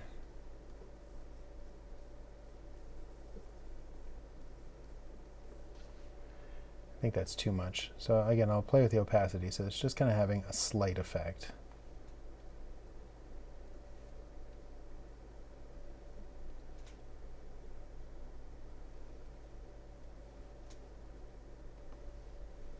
Oops. Maybe a little bit brighter. And let's take a little bit of the green out. Add a little bit more red to this, and it's more of a desaturated color. So in comparison, it feels kind of like a green hat. Now this cat definitely needs some love. It doesn't look like a cat right now, so I'm going to switch my brush here. Actually, you know what? I'm going to go to just a simple round brush. Let's fix this. It looks kind of like an owl right now. Let's get some of these lines. Let's clean this up. I'm going to go ahead and zoom in now. There's definitely a lot of work that needs to be done to clean up this poor cat and make it look like a cat and not like some sort of psycho owl. So here's the ears.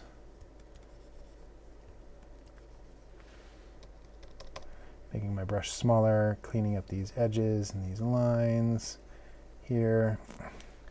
I've already found the colors that I want, so now it's just about putting them in the right places. So I know where there's going to be shadows, there's going to be a mouth, there's these little swoops here. I can kind of just sort of paint in.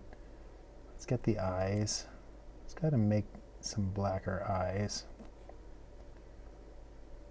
It also has these little eyelashes, or eyebrows, I guess I should say.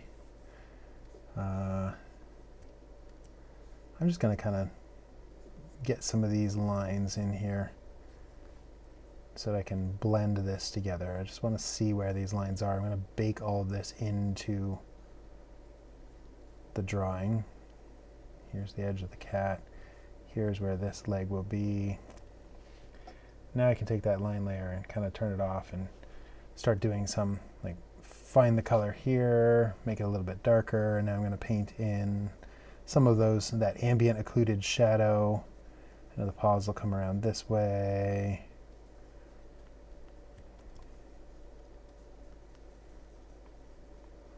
I don't want line art in here. I just want to know where I can blend the lines. The mouth will definitely be dark, and that little nose. The eyes are really dark. And then they're going to have some specular reflection of the fire, and then some specular reflection of these little pink things floating in the air. So I'll just kind of put some squiggles in there. I need some soft shadows. I'm doing this method of just scribbling on some lines. So that gets me the values that I need in this. And then I can go back and clean up those using my blending brush. I'm going to look at my smaller version just to see that it looks like a cat. I just want to make sure that I can see all the shape of this. There is a rim light that I want to make sure is on the tail. So the tail comes around this way. There's just the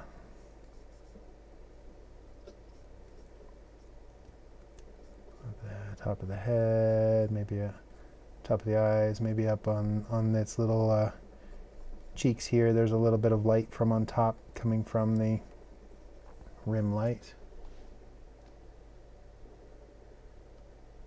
And there's just some little shapes under here. Maybe there's some warm light that is coming from underneath, from the fire. Anything that is facing the light sources, I want to put color from that light onto the faces that are facing, and that's what'll make it feel like it's lit rather than just colorized.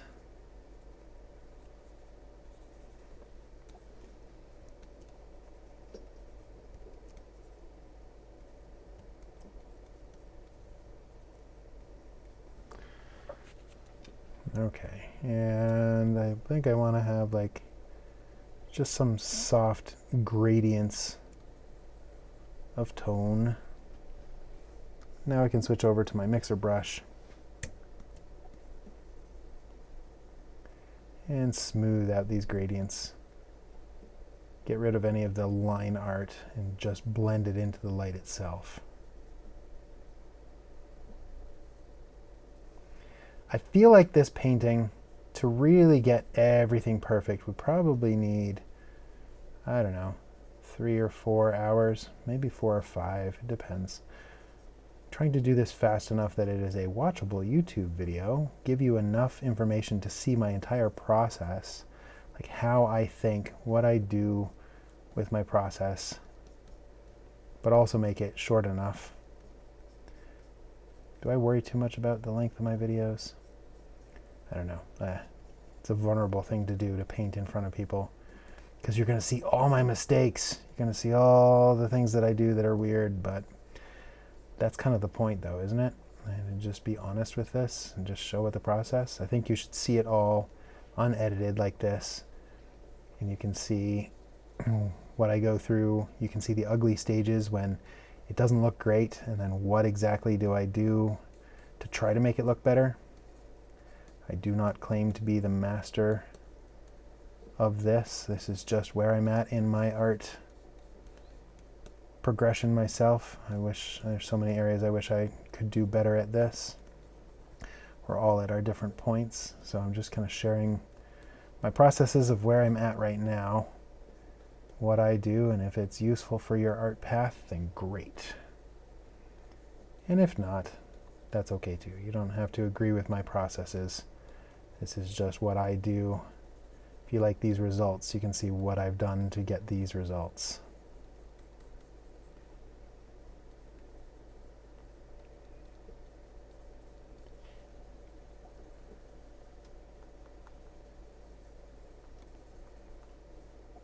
Okay, it's looking less like some sort of freaky owl thing, and it's looking a little bit more like a cat now.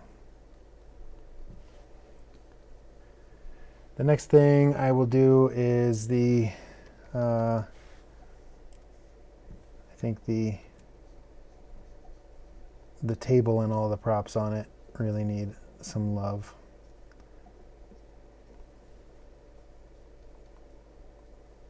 There's a little bit of rim light hitting this side of the cat too. Letting some of the light on the back, kind of giving it an extra rim on the back of the cat. This fur will pick up, like fur lets light wrap kind of around it, so I put in some of these tones.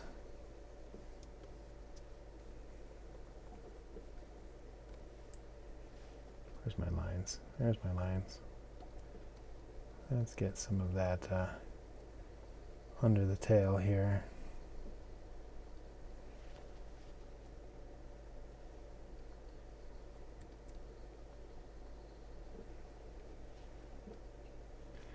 So there's the edge of the table. So the next thing I want to clean up is the table and all the props on the table so they look decent. I haven't even done this plant at all. The edge of the cauldron's going to need some love.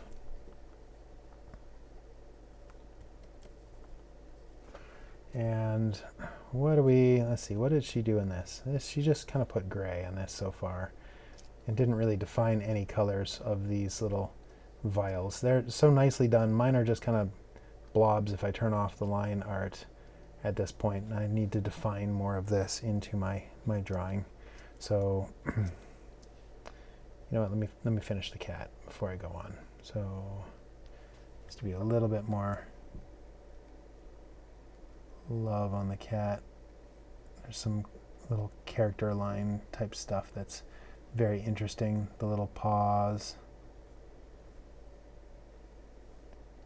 Little bits of hair. Pick up some light. Now I can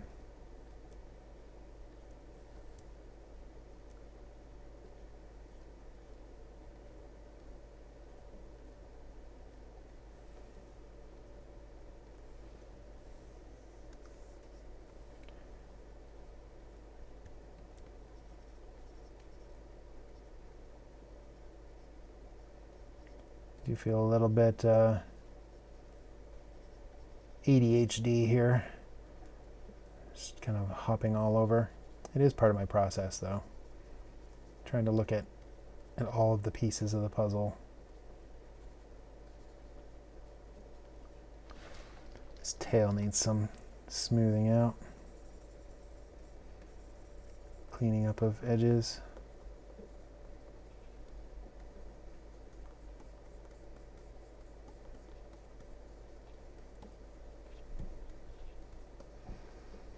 Into that chair.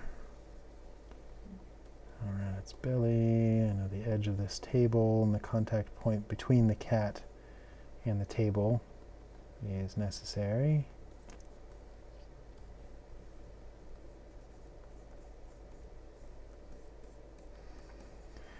When I do my workshops and courses, I encourage people to really get used to the tools themselves. Like this, getting used to the blending brushes, or the mixer brush in this case in Photoshop, is something that takes practice. Kind of like the analogy that I use is like it's like riding a bicycle. You can talk about it, you can do classes in how to ride a bicycle and how to find your balance, but until you actually get on that bicycle and do it yourself, it's nearly impossible to truly master the skill. And I think with art and with tools, it's really important for you to become friends with your brushes. You need to understand how it works, you know, how to have control and mastery over this tool, like, and everybody will find their own balance. So you've got to go and actually paint. I want to talk for a minute too about tools themselves. One of the most common questions that I get really does bother me, and that's like, what brushes do you use? What tools do you use? What software do I need to learn? And I feel like there's some truth in that, but there's too much emphasis on the tool itself. I could use any different piece of painting software, learn it pretty quickly, and it's more the principles of how to manipulate the light itself, and it's not so much about the tool. It's not the pencil that I buy from the store that makes my art great, that makes a drawing great. So it's the principles that matter far, far, far more. And I just want to remind everyone of that. I can paint in Procreate. I could paint in Microsoft Paint if I needed to, if I understand the principles of how light and color work. And then, the exact tool of how do I blend using this particular tool. That's part of the process, but I would say it's like 5% of the process.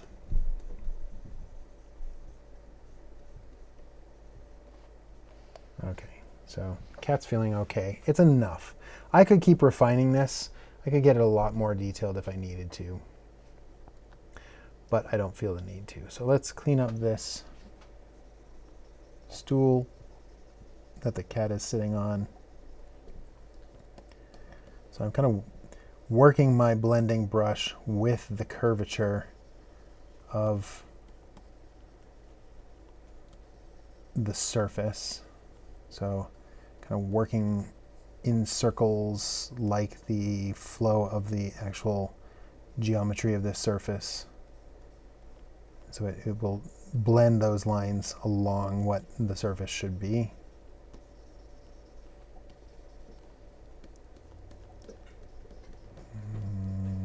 Give some cleanup. I don't need everything to be perfect for this video, just the concept of how I'm doing this process.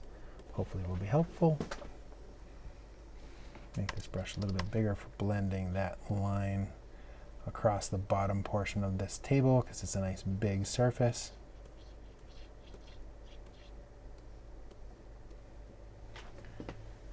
Switch back to my brush itself. Give a little bit more contact point where the edge of the table, and there's kind of that lip under the table and then down on these legs. Maybe a little bit of soft occlusion too.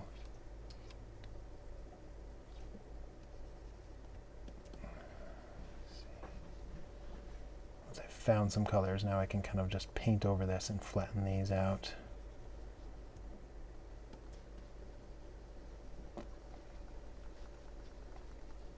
And get sharper edges where I need contrast. That's her leg. There. Say the shadow side of the table.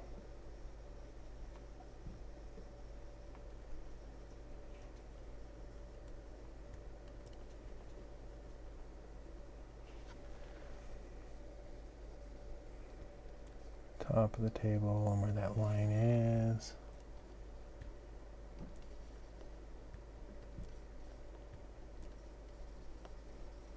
Just get something in here for these little feathers.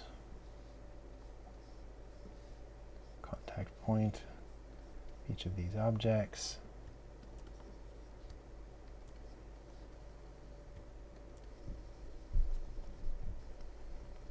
Nice sharp edge, the edge of the table.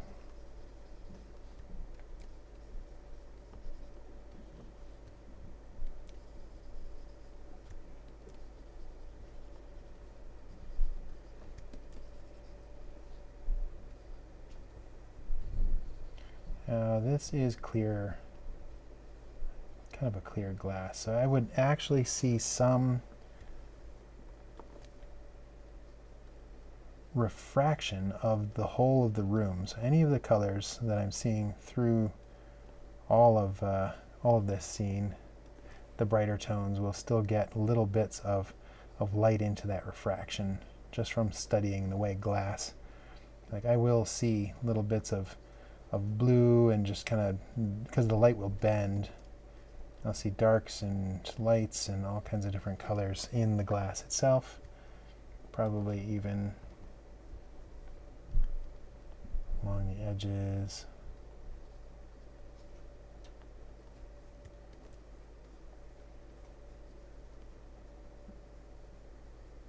Let there be some dark parts inside the liquid in this too, as well as lighter parts. So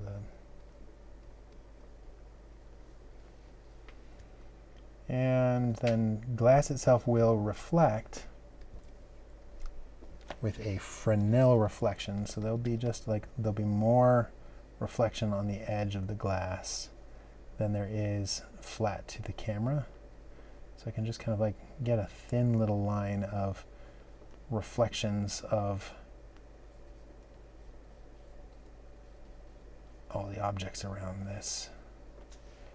I take the line layer and take its opacity way down here, so I can just barely see it and then paint on these layers. So see what I'm doing with little bits of reflections around the edges. Hopefully this will make it give the impression of glass.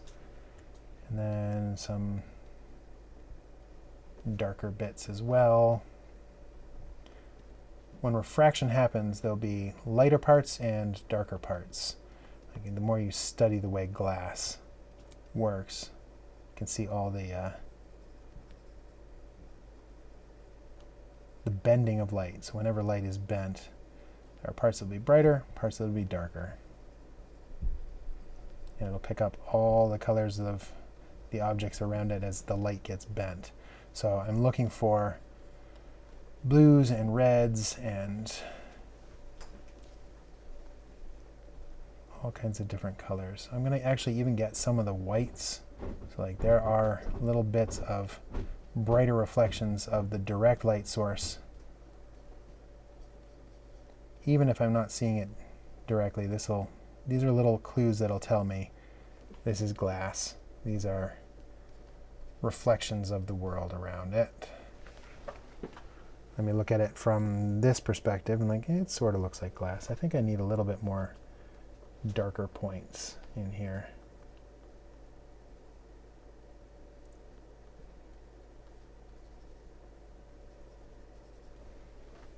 And then some, maybe I'll do some actual yellows in here too.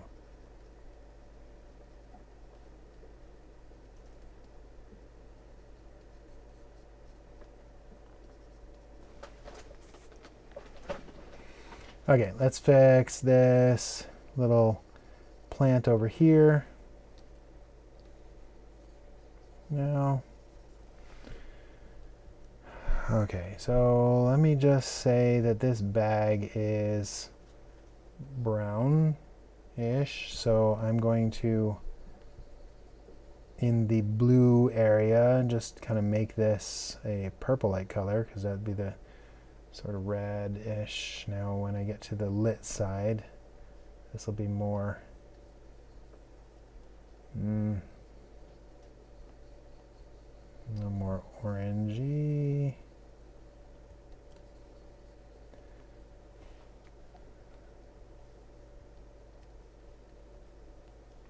And then the plant itself. I'm going to go ahead and pick the color of her pants.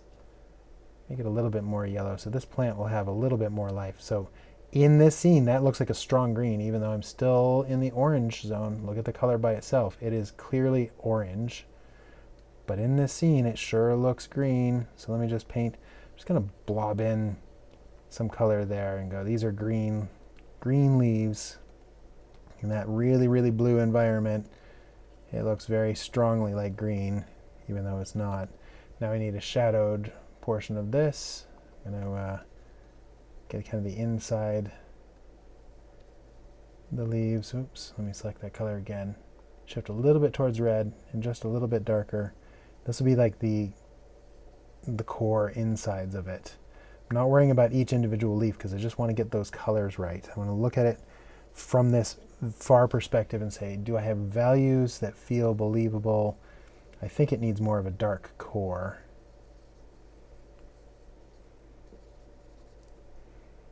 It's feeling kind of okay, maybe even a little bit darker on this side.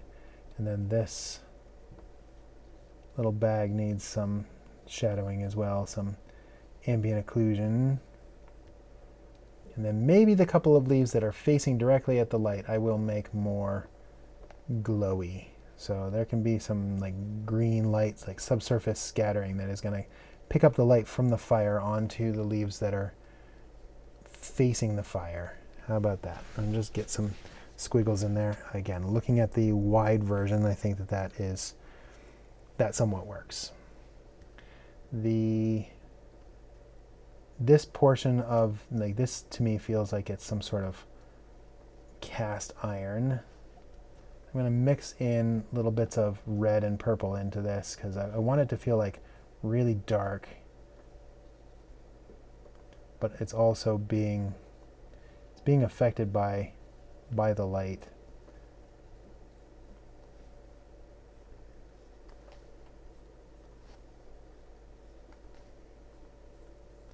but I definitely want to have a darker element. Maybe there's the light is hitting that object too, but it would be shadowing slightly. And the cauldron itself is pretty dark, but I just want there to be a lot of light affecting this.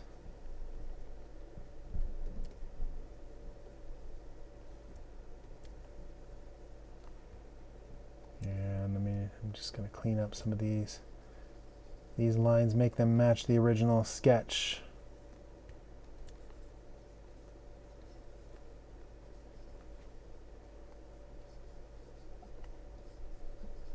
Contact occlusion.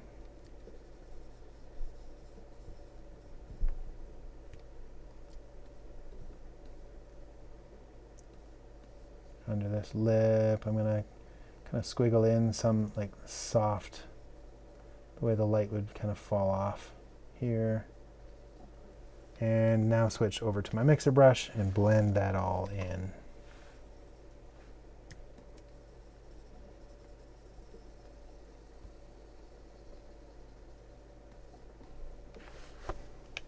Okay, and blending these colors in again.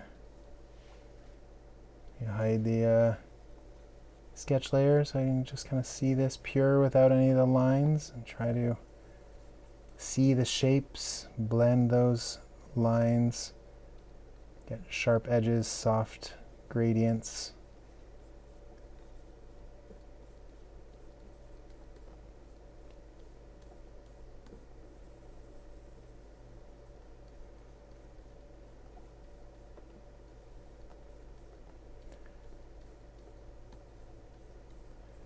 A little light on the top and these little blobs. I need to clean this up enough for the illustration to be complete. Again, I'm just kind of making excuses here.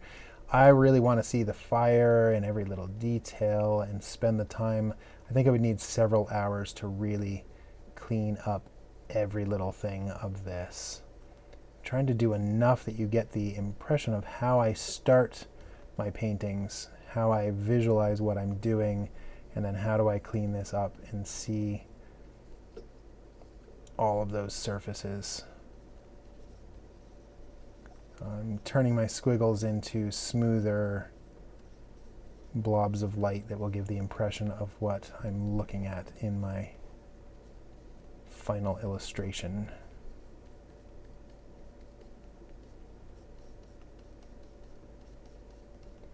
That table's edge. I don't have a clean enough line, I think, on the edge of the cauldron.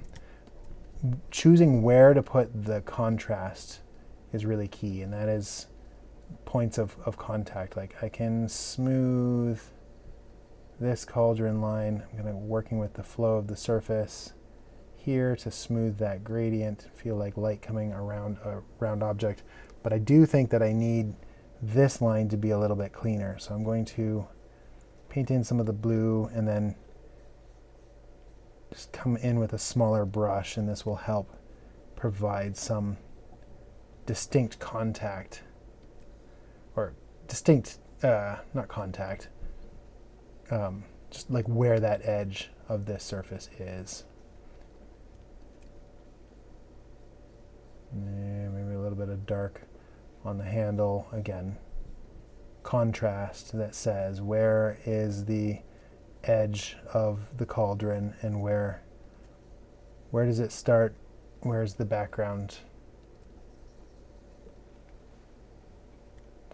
Maybe I want a little bit of this red glow under the lip of this part of the cauldron too.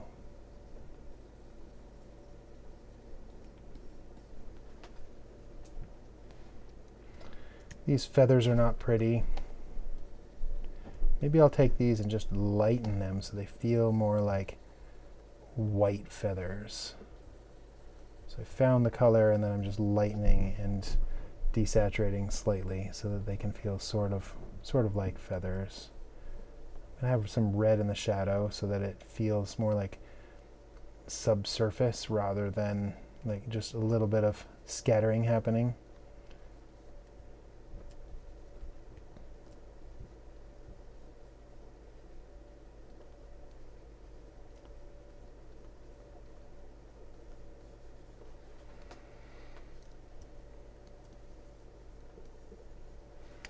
Back to my mixer brush.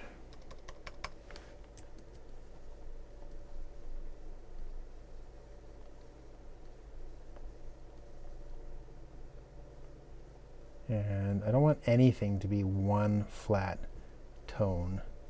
I want there always to be some variance in the value and the hues and the saturations, because that's what happens with light in the real world. You just won't see light that is completely flat very often. Almost always have some variation because of the complexity of light.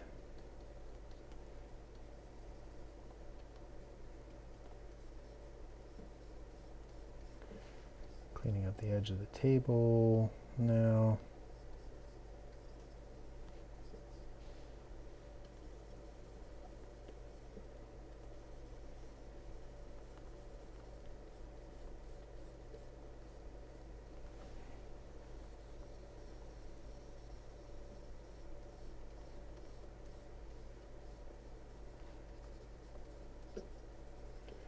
Taking where I've kind of put some contact points to, and I'm blurring these lines because that's the ambient occluded shadow that just, like a soft shadow versus hard shadows. And that's a skill of like learning to see how lights and shadows, kind of fall off over distance and goes from a sharp shadow to a soft shadow. So at the point of contact, it's sharp, and then as it spreads through distance, you'll get a softer shadow along the way. Something to observe and learn how to mimic that in your paint of what is happening with light.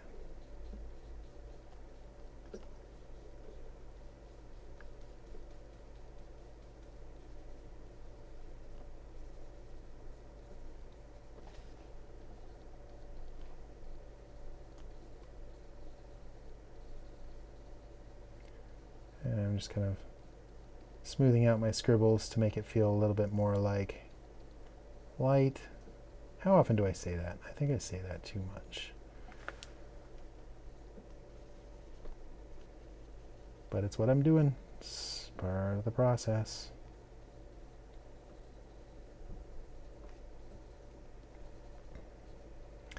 And I'm thankful for anybody who is still watching, however long I've been painting, to see all of these little details.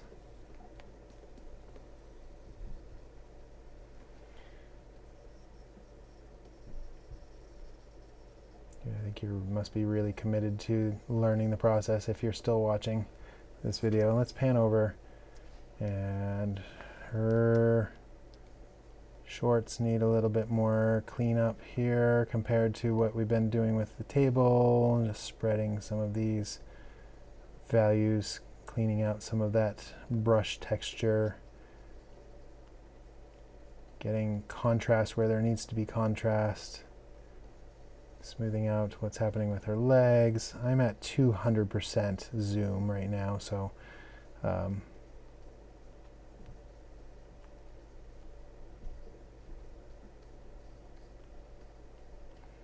won't need to actually be quite this detailed.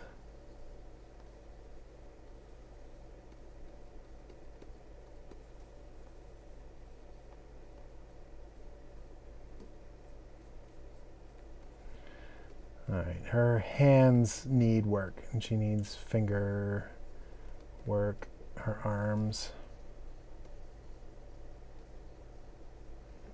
Her hair will need cleanup. I don't think I'm going to do everything in this painting. I just want to get enough of this for it to feel like you understand the process, as, how it would work on an illustration. Mainly because I feel pressured for time.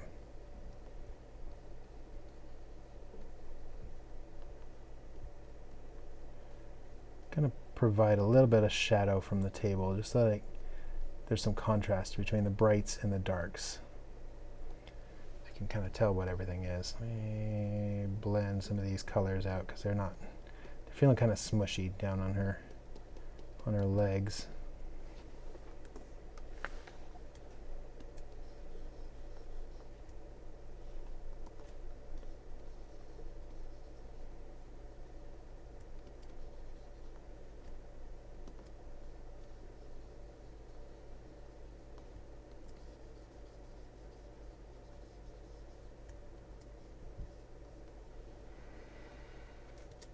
And then her hair would definitely be darker back through there. This needs a lot of extra work. But for now, I think I'm just going to get the impression of this. What's more important is her face. As we kind of finish up this painting, I think her face, her hands and these little jars of magic are what needs the most amount of work.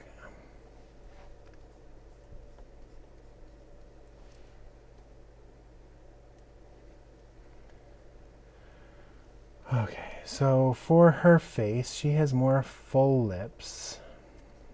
Just going to catch a little bit of light on that little thing on her lip. Maybe we'll put some light on this side of her cheek too. Let's just see if that helps. Let me blend that together.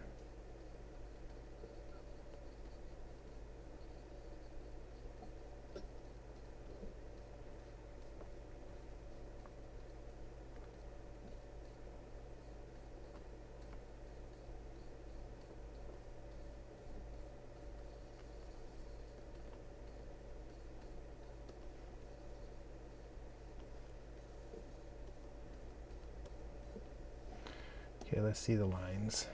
So, in order to clean this up,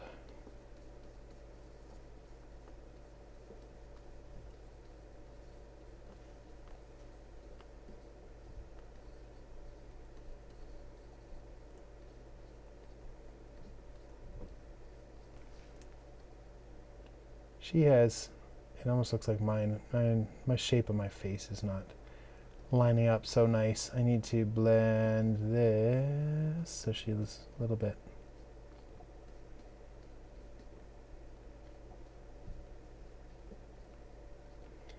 This is where I really should spend the majority of my time, is getting this face correct. The eyes are not right. Switch back to my brush tool.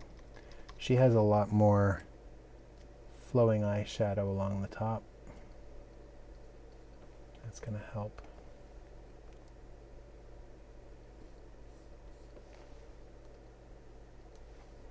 She also has the eyelid. It comes a little bit farther forward. Mine is not catching enough light.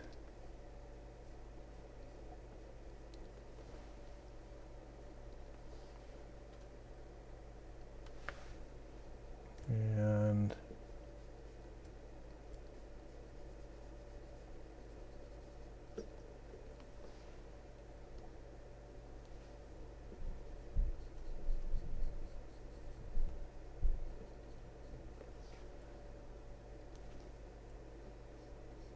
there's more under the eye through here.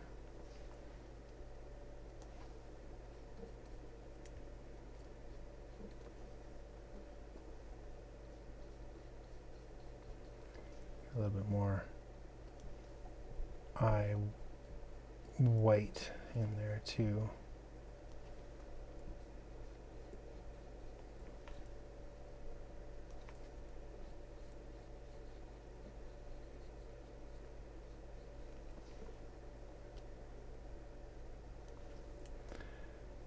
And also, like, I'm realizing positions of stuff is a little bit off. Okay, so turn these lines back up so I can kind of see some of those details and correct my mistakes that I've made. Oops, I'm painting on the line layer. I don't want to do that. So this eye comes down a little bit further. So does this. where are the dark parts.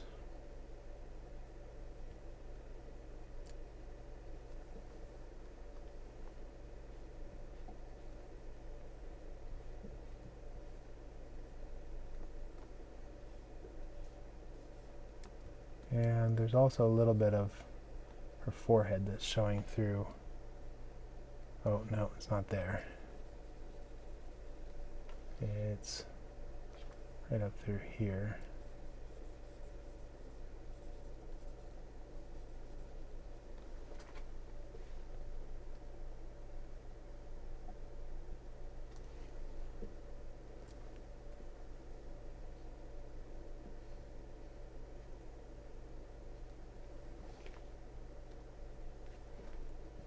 Okay, this is starting to look a little bit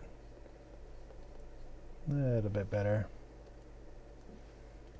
She has more full lip down here. I'm going to let there be a little bit of that warm light just to pick up under her, right under the edge of that lip.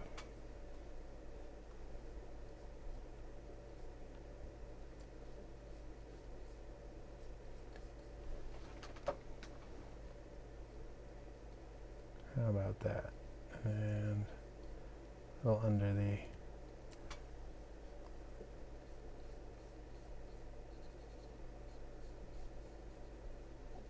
get a little highlight on her cheek.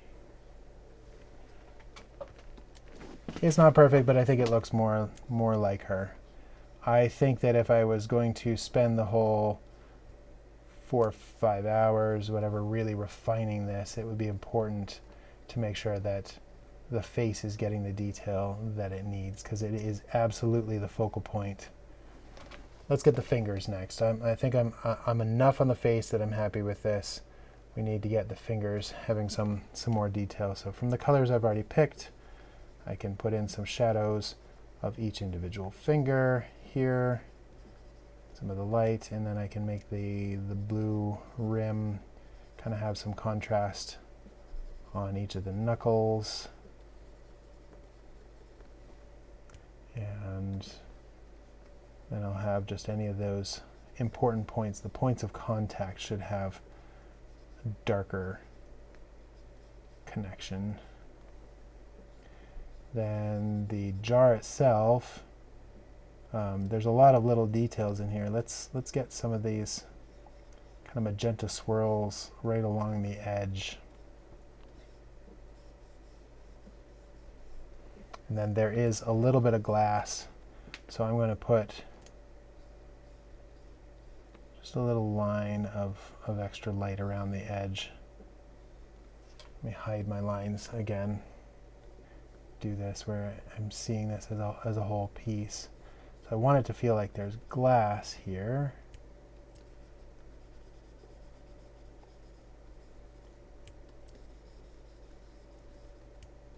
And then maybe on her fingers themselves, though. Now that I'm seeing it without the lines, I need to really clean this up. Feels like this needs some blending to feel like a hand. I really should have maybe a little bit darker in the edge of the glass. There's the thickness of the glass itself. A little bit of the refraction of that little edge. Little slight blue line around.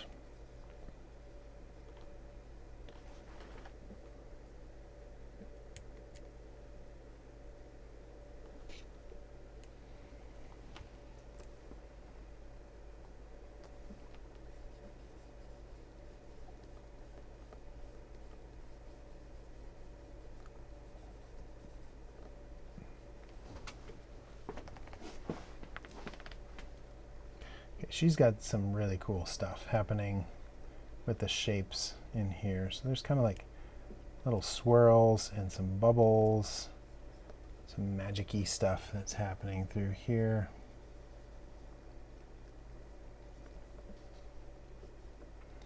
Maybe I'll paint in some of these as purple dots. Maybe here too.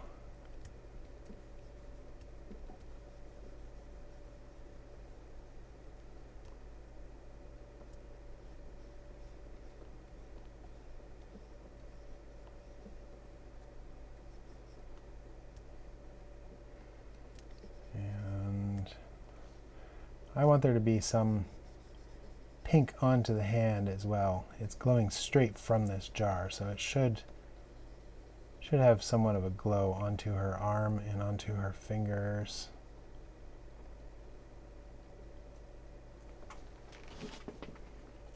There's a little beaded bracelet here too that I didn't get in. Oh, there's so many little beautiful details to be painted.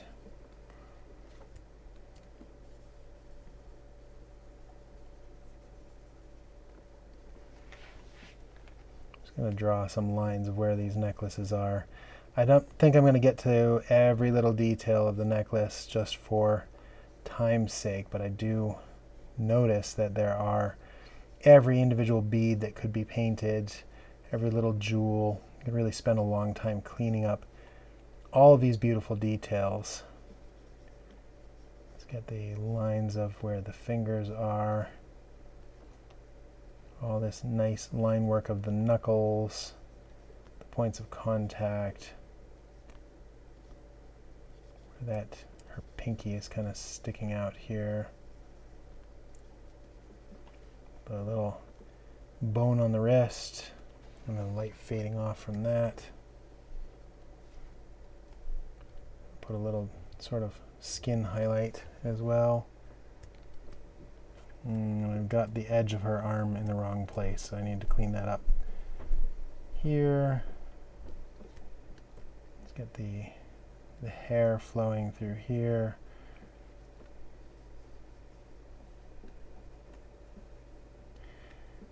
One has to choose their method of painting as well. Do you do perfect line work to start, or do you sculpt in with paint? We could paint this in such a way that there's just you're painting on the, like, sculpting as you go. I think that's kind of the way that I do my original paintings themselves, versus making perfect line art and then colorizing it. Everybody has their own methods of the way they would work. So I'm going to have a little bit of the rim light and some of this purple light that is coming from the glass jar.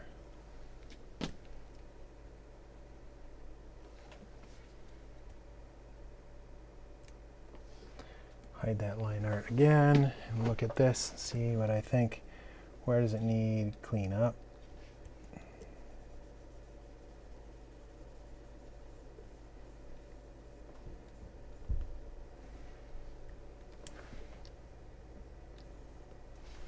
I'm going to switch back to my texture brush just for bigger things like this. I just like the opacity of this better.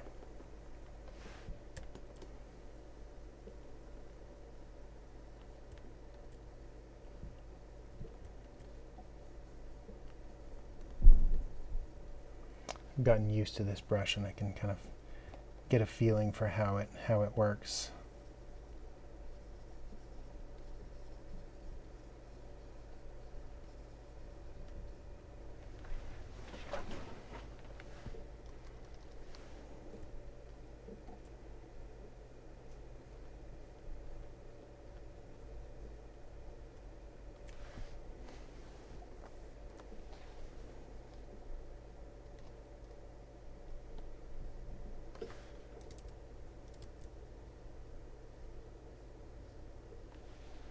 Just get that little rim of the Fresnel reflection of the glass here. Just helps it give it some connectivity there. And I'm feeling like maybe the core shadow of her arm needs to be, I'm going to make this a little bit more red. I think she needs a little bit more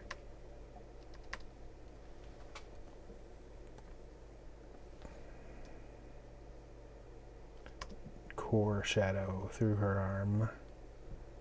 Just slightly. core shadow meaning the in-between the bounce light and the key light. It'll give, the reason that I want to do that is I want to see shape. I want to see the roundness of her arm. So if there is a darker point, it helps give shape to the whole thing. So in this, she has pretty kind of glowy eyes. Coming back to the eyes here.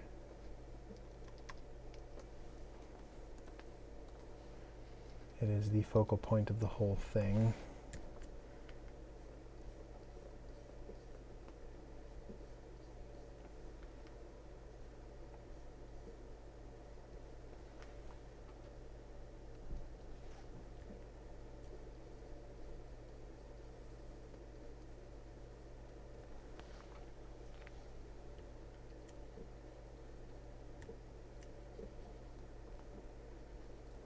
Pupils are important.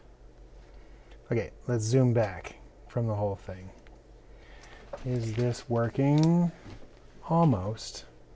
There's still some points, I think, having a little bit of the blue light just on the edge, maybe a little bit of darker contact points.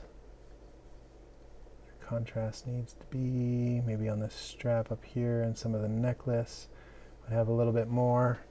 I think there's details in the clothing. Let's look at the line art. There's some kind of wrinkles that need to be put in here.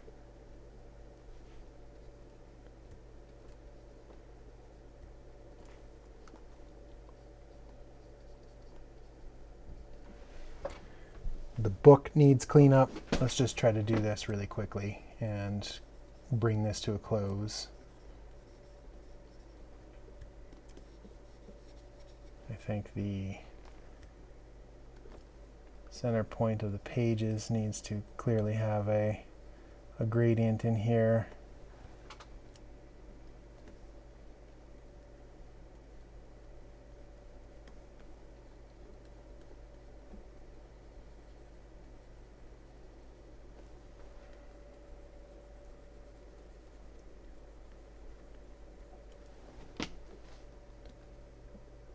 So I'm going to turn that back on and just try to follow some of these edges.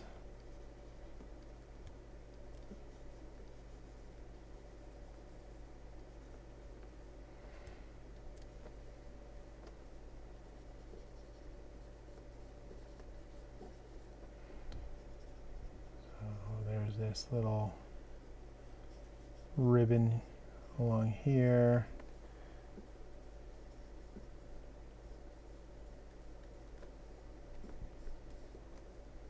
There's the binding.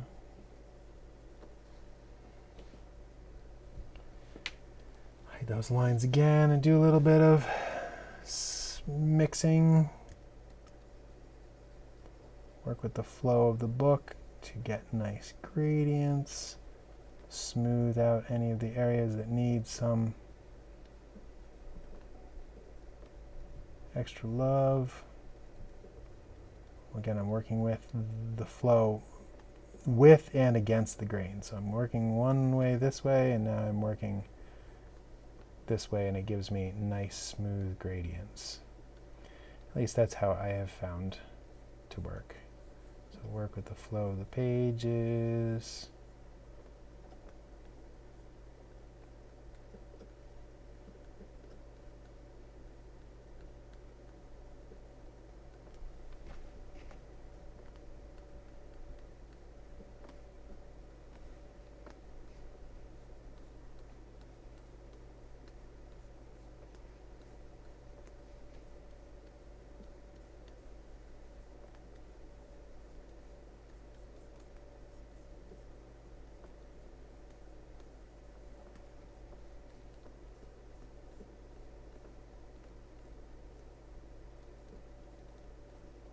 Looking at my points of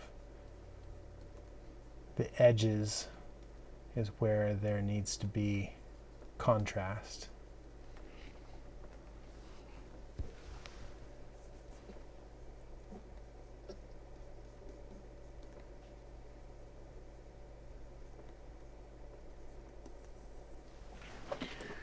And now I'm going to make this brush a little bit bigger for blending. Actually, I'm going to switch to a soft brush for all of this background stuff. So this can really just kind of soften whatever's in the background. It's not as necessary to have any texture in there because it's not really important. Just kind of want it to disappear and have some soft gradients.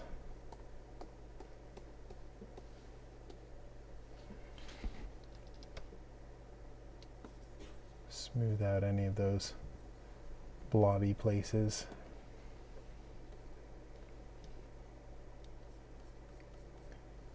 Let's get some of these little bubbles to smooth out as well.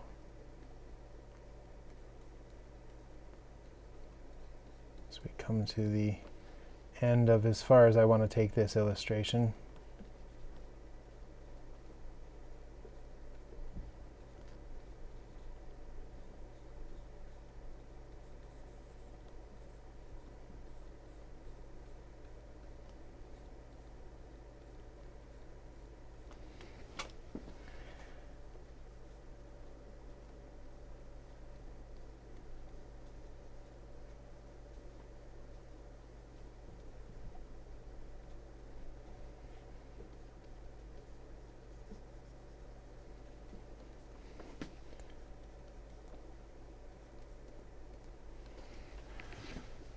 Okay, I think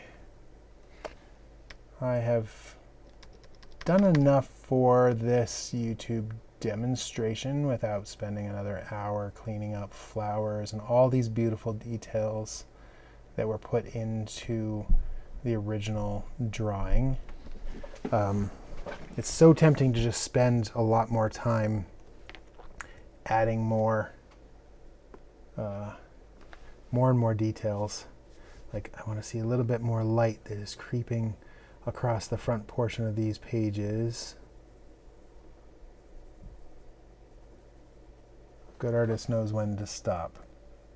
I'm not being very good today. I see areas that need love. I want to fix them. I really am making this video far too long. I feel like probably the hat would need more details. Let me talk about the things that I would want to fix, because I really have to kind of bring this to a close. I would want to spend time on the hat over here. I want to spend time getting this book and all the writing in it. I'd want to get the hair and the edges of the hair really clean. I think I want more on the feathers, but overall this should give a feeling for what lighting an illustration from rough stage all the way to enough of a polish.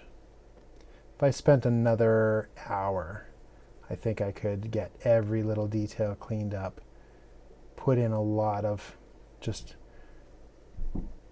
tiny details that'll make this complete. Let me just smooth enough of these that I can post it online and at least feel happy enough with this to not cry myself to sleep.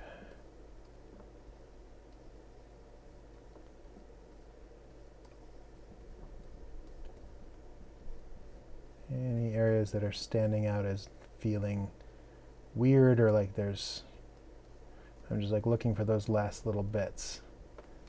I know I'll be looking at her face. So I need to make sure the face is good. I'll be looking at the cat. The cat I'm happy enough with. The cauldron I'm not totally happy with. I just kind of blend some of these areas that have too much contrast, so that it doesn't draw quite so much attention.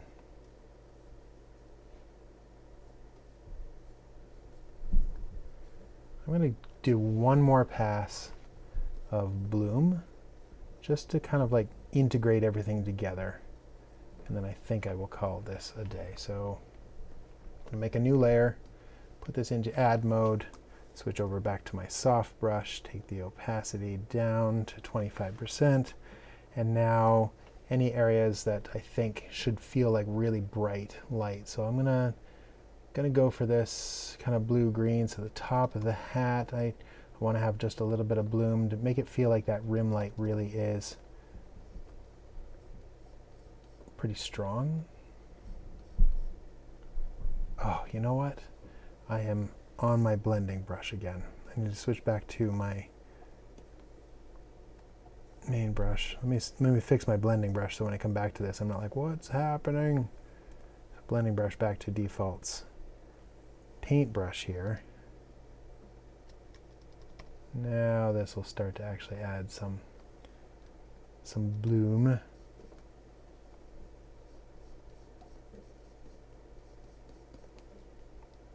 I think I want the book to kind of glow a little bit too.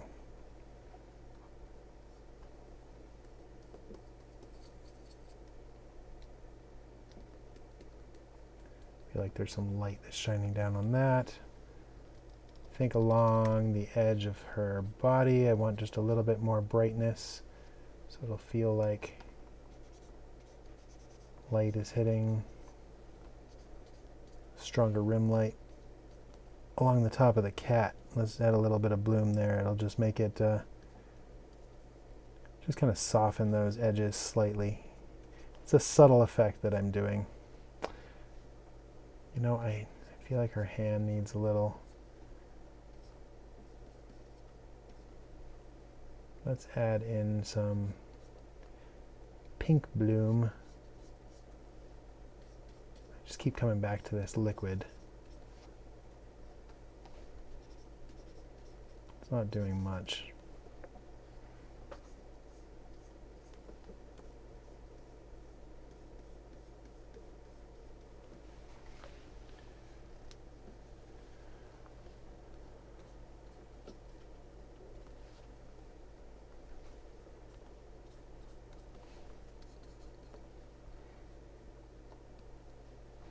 And take my, my opacity had gone down really, really far. So some little hits of light through here. I do think that the maybe I do need just like a little bit of an extra rim along the edge of the cauldron. Like something was missing. I think that'll help. Just a little bit of light along that edge. I didn't clean up the ladle too. I think that could have a little bit of light on it. And then if there's some bloom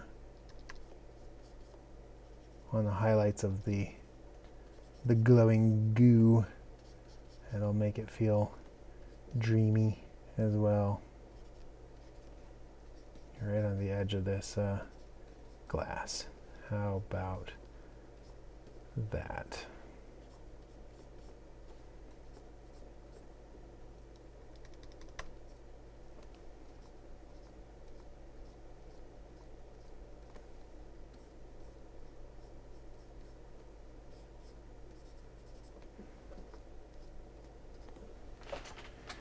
Okay, I think I will stop right there and call this piece complete. All right, so that is the painting, repaint from this kind of beautifully done, more muted illustration. Here's my version of it, my quick version of this, and that is how I would light it. All right, for those of you who stayed through to the end, thank you so much. I hope that there was something useful in there for you. Join me on lightingmentor.com for more if you want to learn and do classes and paint along with me and interact with me, interact with other artists, maybe take workshops. It would be really great if you could join me there. And if not, thank you for coming here to my YouTube channel. I appreciate you all. Until next time, I will see you later.